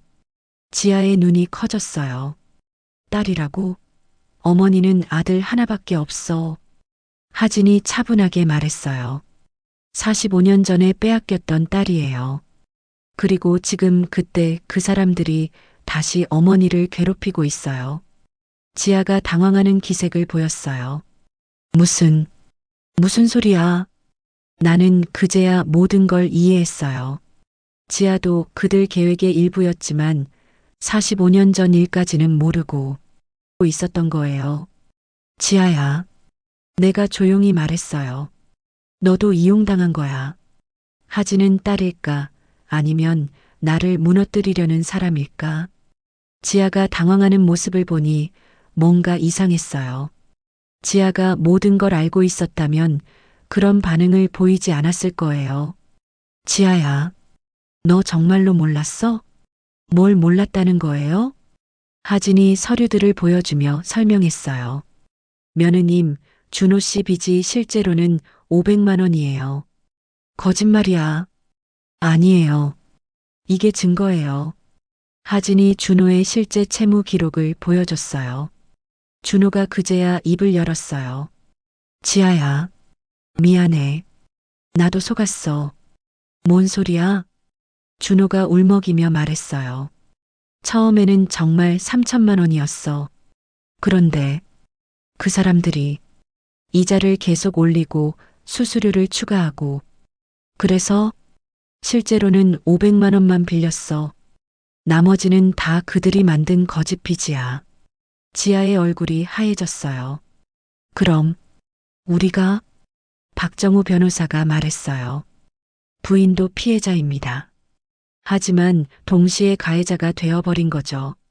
지아가 주저앉았어요. 그럼 내가 어머니한테 그런 짓을? 나는 지아를 바라봤어요. 지아도 결국 누군가에게 속아서 이런 일을 한 거였어요. 지아야, 어머니, 이제라도 진실을 말하면 돼. 지아가 울기 시작했어요. 어머니, 정말 미안해요. 저도 모르고. 그때 낯선 남자들 중 한 명이 나섰어요. 감동적인 가족 상봉이네요. 하지만 이미 법적 절차는 끝났어요. 누구세요? 병원 관계자입니다. 오명자 어르신은 치매 진단을 받으셨고 며느님이 후견인으로 정식 등록되셨어요. 그러니까 어르신은 병원으로 돌아가셔야 합니다. 박정우 변호사가 맞섰어요. 그 진단서가 가짜라는 증거가 있습니다. 가짜라고요? 정식 의사가 정식 검사를 거쳐서 그 의사가 당신들과 한패라는 증거가 있어요. 하진이 또 다른 서류를 꺼냈어요. 이 병원과 의사들 사이의 금전 거래 내역이에요. 그 서류를 본 병원 관계자의 표정이 굳어졌어요. 이건 어떻게? 제가 3년 동안 조사한 겁니다. 하진이 단호하게 말했어요.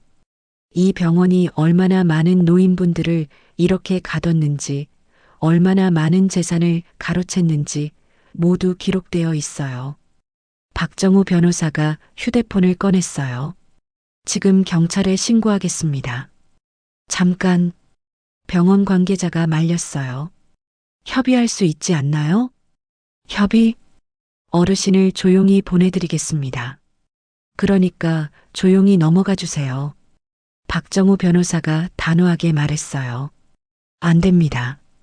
이건 범죄예요. 그때 지아가 일어나서 말했어요. 저도 증언할게요. 뭐라고요? 제가 속아서 어머니한테 그런 짓을 했어요. 그것도 증언할게요. 병원 관계자들의 얼굴이 완전히 바뀌었어요. 그중 한 명이 준호에게 다가가서 뭔가 귓속말을 했어요. 준호의 얼굴이 창백해졌어요. 뭔 얘기를 했어? 준호가 떨리는 목소리로 말했어요. 엄마, 우리 정말로 위험할 수도 있어.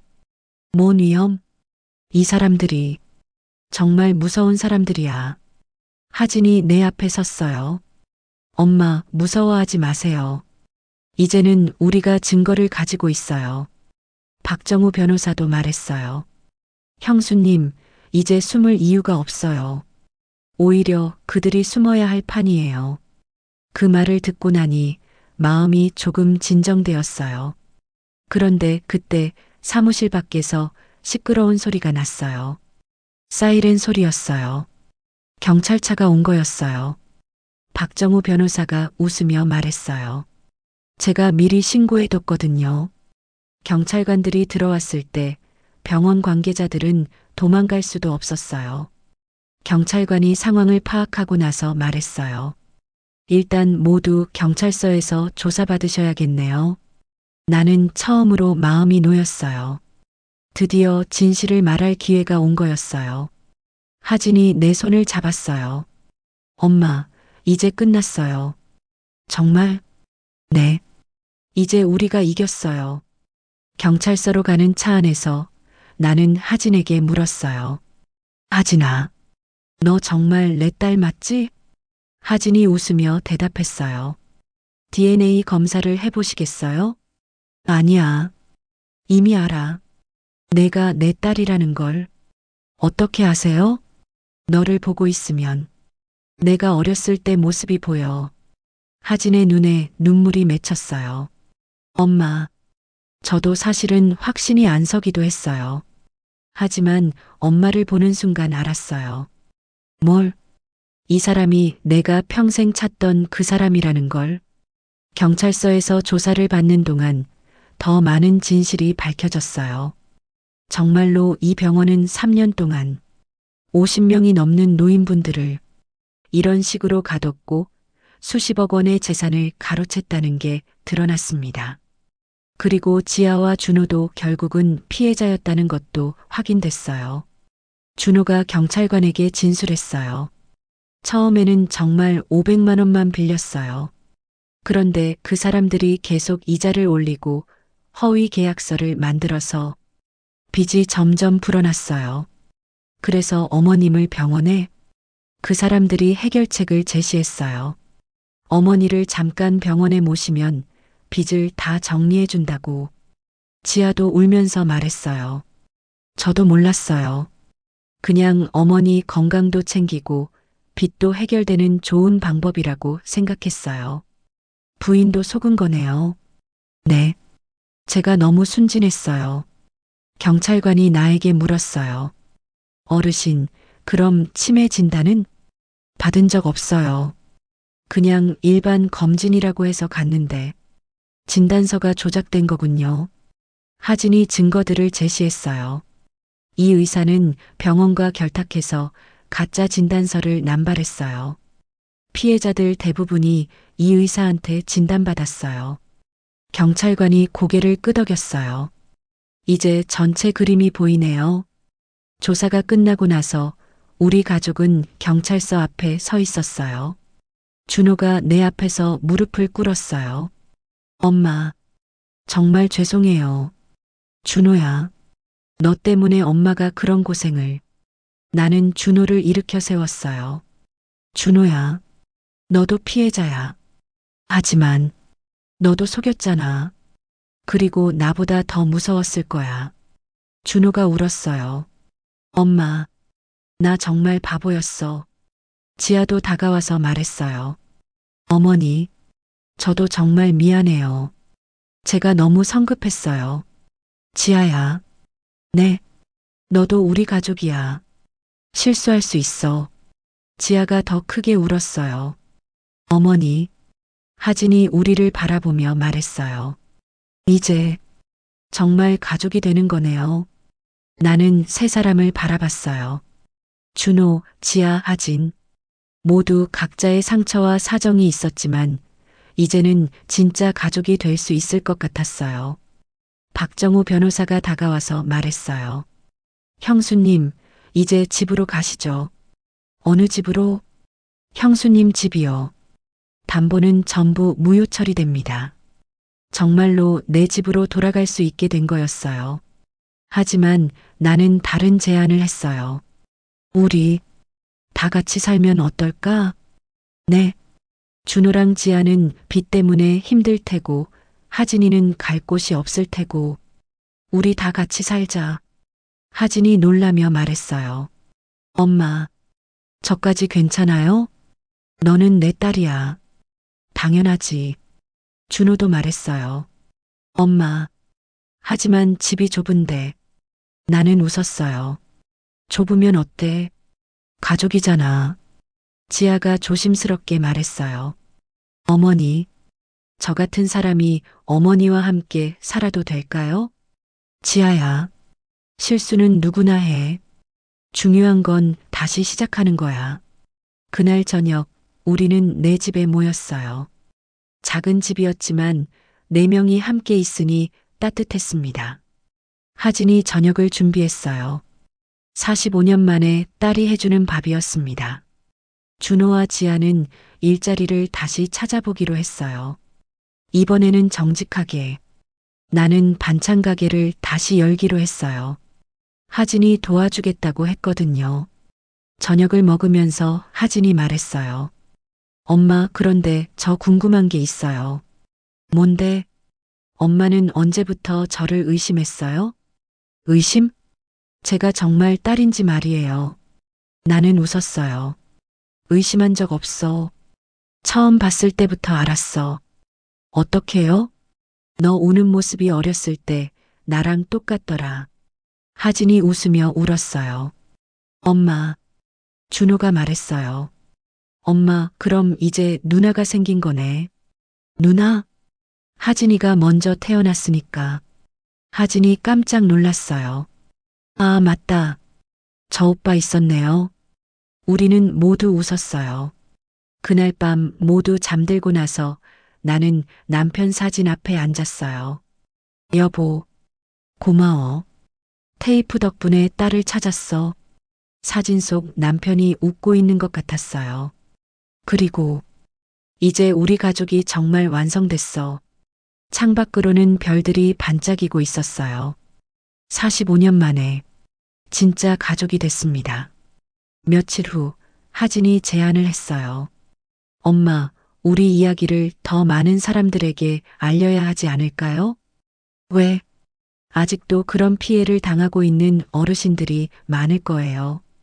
하진의 말이 맞았어요. 우리만 당한 게 아니라면 도움이 필요한 분들이 더 있을 거였어요. 그런데 어떻게?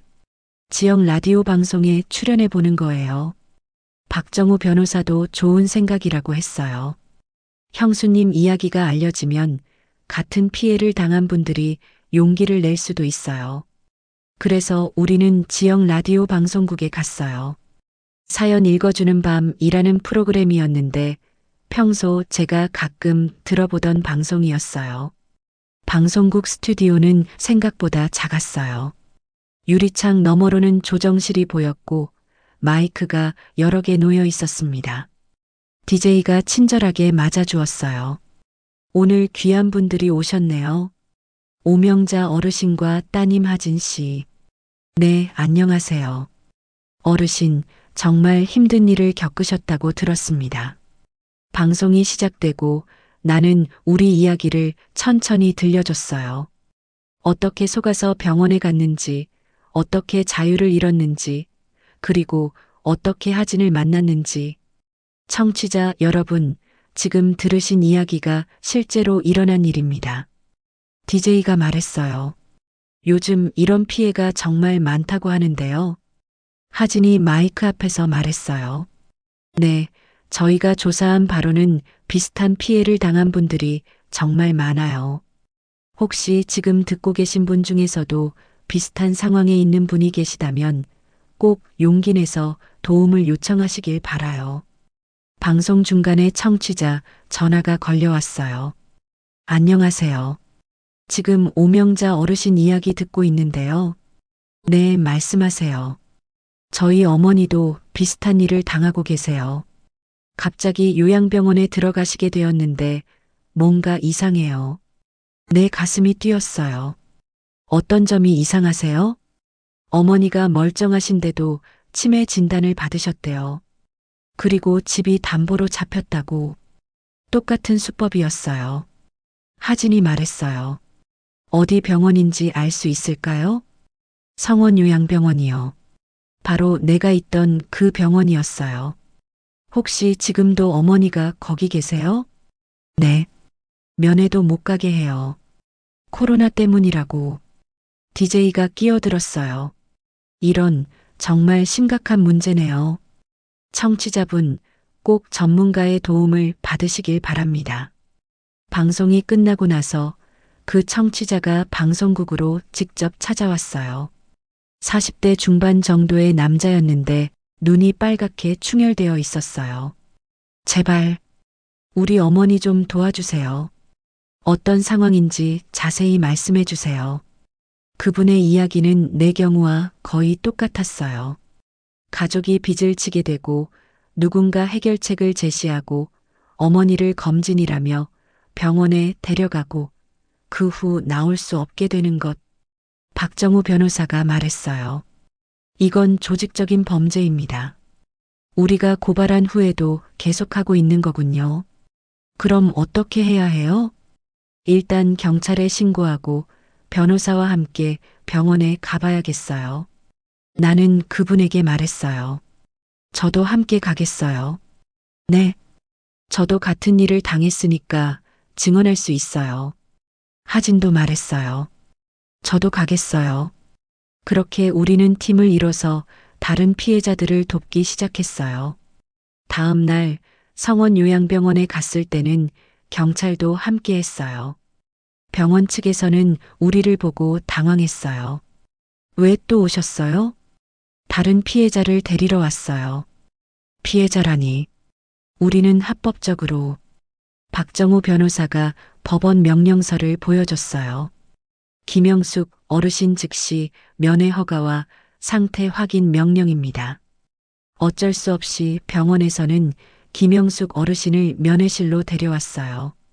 김영숙 어르신을 본 순간 내 마음이 아팠어요. 내가 몇 주 전에 그랬던 것처럼 무기력하고 체념한 표정이었거든요. 어머니, 저예요. 아들이 부르자 김영숙 어르신이 고개를 들었어요. 아들아, 왜 이제 와? 나 여기서 죽는 줄 알았어. 어머니, 이제 나가요. 나갈 수 있어? 내가 김영숙 어르신에게 말했어요. 어르신, 저도 같은 일을 당했어요. 하지만 나왔어요. 어르신도 나갈 수 있어요. 김영숙 어르신의 눈에 희망이 생기기 시작했어요. 정말요? 네. 어르신은 아무 잘못 없어요. 그날 김영숙 어르신은 무사히 집으로 돌아갔어요. 그리고 그 이후로도 우리는 계속 활동했어요. 방송을 통해서, 신문 기사를 통해서 우리 이야기를 알렸어요. 그때마다 비슷한 피해자들이 연락을 해왔어요. 6개월 만에 20명이 넘는 어르신들이 도움을 받았어요. 어느 날 하진이 말했어요. 엄마, 우리가 작은 변화를 만들고 있는 것 같아요. 그렇지? 네. 엄마가 용기를 낸 덕분이에요. 나는 생각했어요. 45년 전에는 내가 혼자였어요. 아무도 도와주지 않았고, 나도 포기했죠. 하지만 지금은 달라요. 하진이 있고, 박정우 변호사가 있고, 그리고 무엇보다 같은 피해를 당한 사람들이 서로 도우며 싸우고 있어요. 혼자서는 할 수 없는 일도 함께하면 할 수 있다는 걸 배웠습니다. 우리가 여러 피해자들을 도우면서 알게 된 사실이 있었어요. 병원 측에서는 모든 증거를 치밀하게 숨기고 있었다는 거예요. 가짜 진단서, 위조된 동의서, 조작된 계약서, 모든 게 겉으로는 합법적으로 보이게 만들어져 있었거든요. 그래서 경찰도 수사하기 어려워했어요. 증거가 부족해요. 모든 서류가 정식 절차를 거친 것처럼 되어 있어서. 하지만 하진이 다른 방법을 생각해냈어요. 엄마, 서류가 아니라 다른 증거는 없을까요? 다른 증거? 그날의 기록이요. CCTV나 통화 기록 같은 거. 박정우 변호사가 눈을 번뜩였어요. 맞아요. 형수님, 혹시 병원에서 전화 받은 적 있으세요? 네, 있어요. 언제요? 이번 전날 밤이었어요. 내일 오라고. 그 전화 기록이 남아있을 거예요. 하진이 더 자세히 물어봤어요. 엄마, 그때 통화 내용 기억나세요? 응.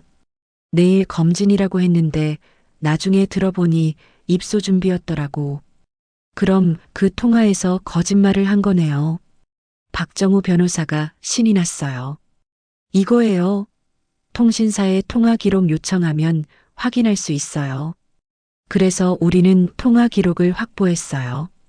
정말로 병원에서 검진이라고 말했지만 실제로는 입소를 준비하고 있었다는 내부 문서도 함께 발견됐습니다.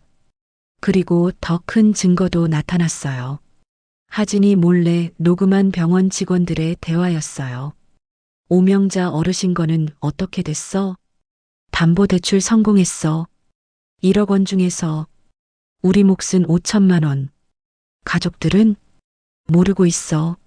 진짜 빚은 500만 원인데 3천만 원이라고 속였거든.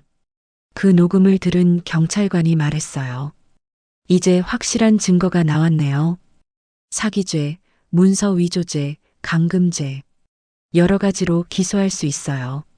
하지만 병원 측에서도 가만히 있지 않았어요. 변호사를 고용해서 맞섰거든요. 그 녹음은 불법 녹음이에요. 증거 능력이 없어요.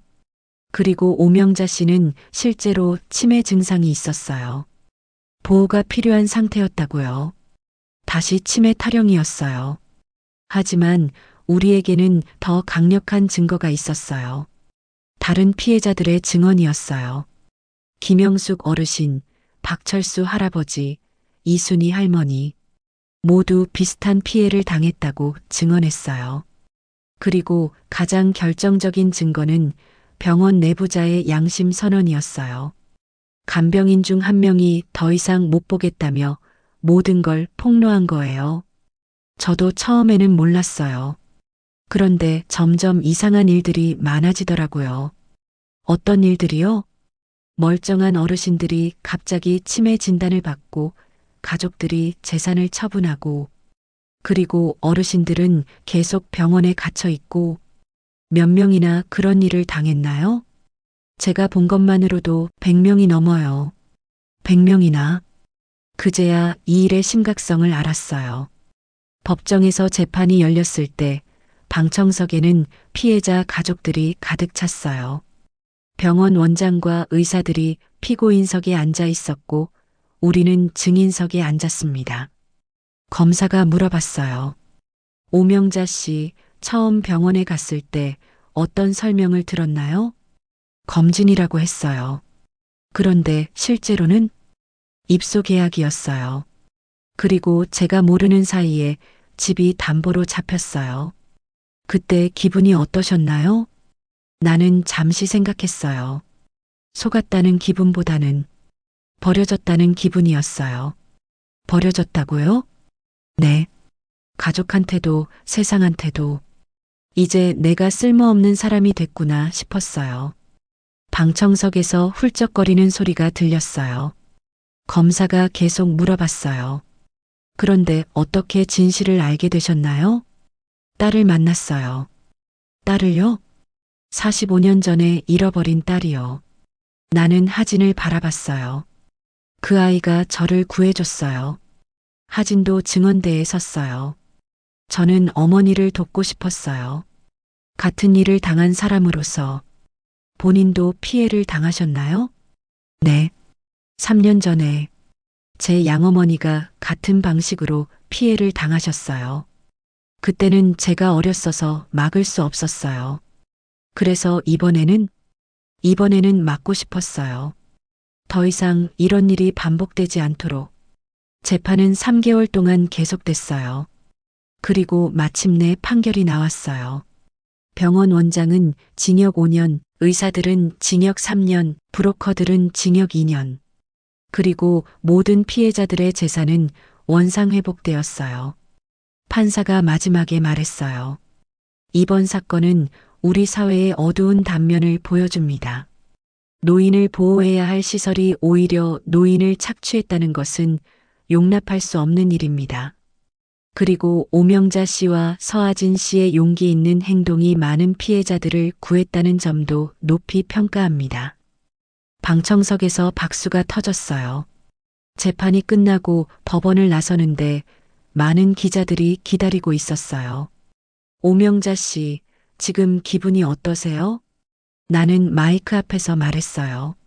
저는 다시 살아난 기분이에요. 다시 살아났다고요? 네. 한때는 세상에서 버려진 사람이라고 생각했어요. 하지만 이제 알았어요.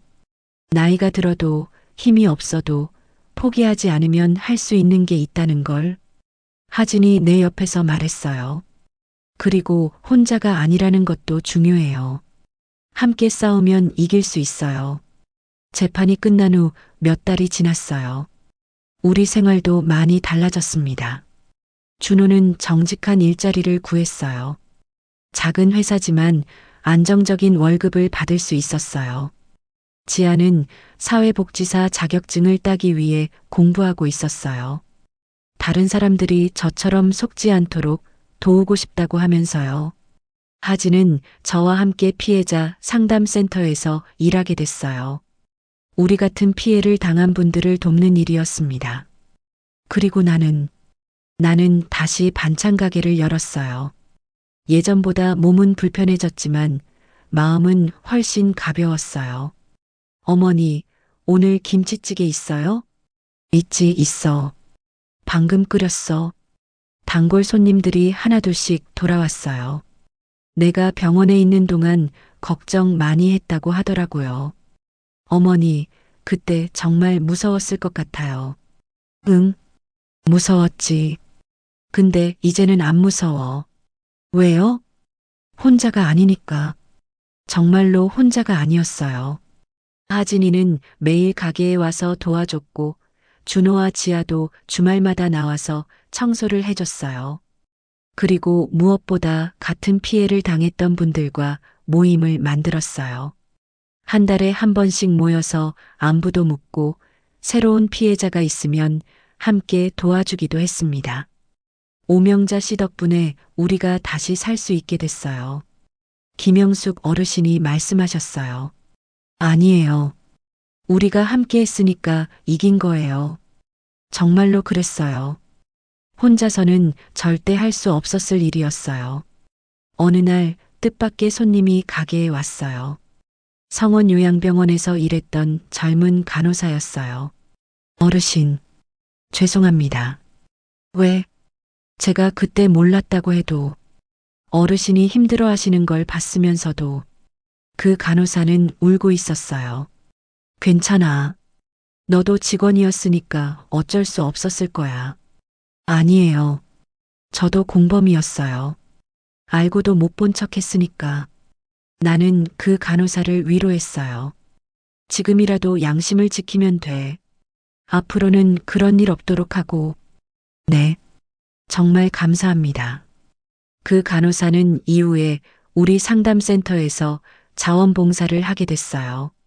의료진의 시각에서 피해자들을 도울 수 있었거든요. 그렇게 우리 팀은 점점 커져갔어요. 변호사, 사회복지사, 의료진, 그리고 피해자들까지. 작지만 든든한 네트워크였어요. 어느 날 하진이 말했어요. 엄마, 우리 이야기가 책으로 나온대요. 책이라고? 네. 어떤 작가가 우리 이야기에 감동받아서 책을 쓰고 싶다고 해요.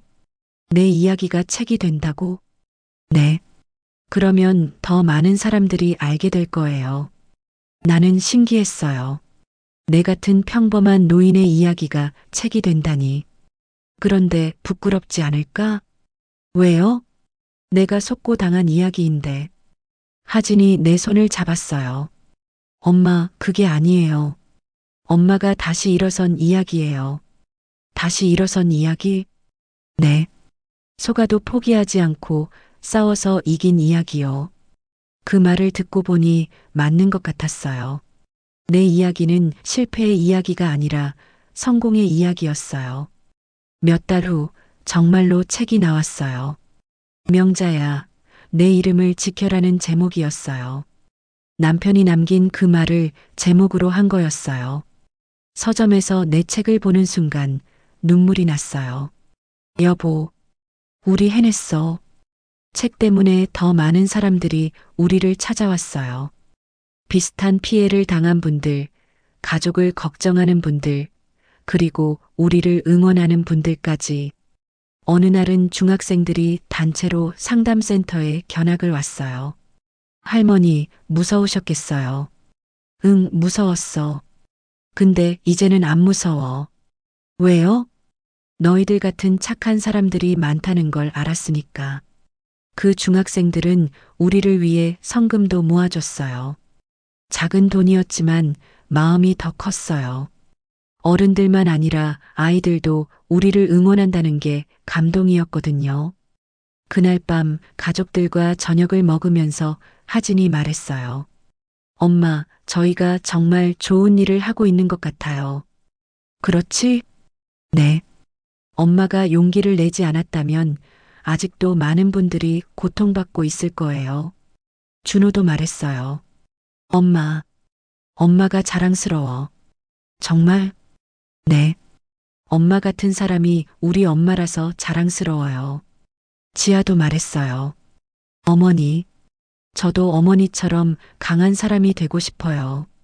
지아야, 너도 이미 충분히 강해. 정말요? 응. 실수했어도 다시 일어섰잖아. 그게 진짜 강한 거야. 그날 밤 나는 오랜만에 편안하게 잠들 수 있었어요.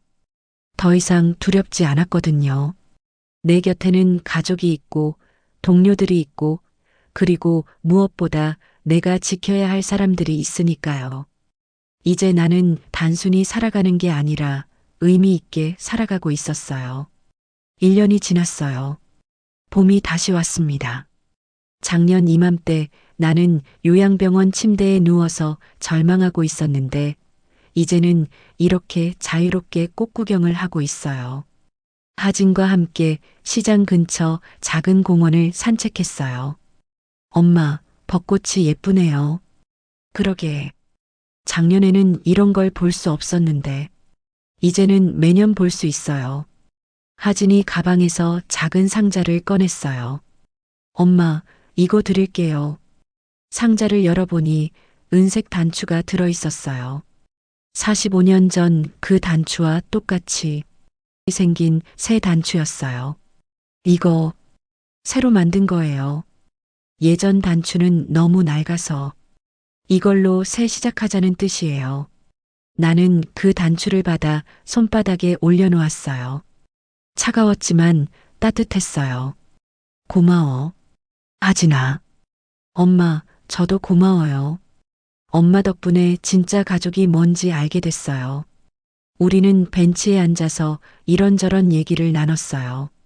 상담센터 일, 반찬 가게 일, 그리고 앞으로의 계획들. 엄마 다음 달에 TV 출연 요청이 또 왔어요. 또? 네. 이번에는 전국 방송이래요. 전국 방송이라니. 온 나라 사람들이 내 이야기를 듣는다는 거였어요.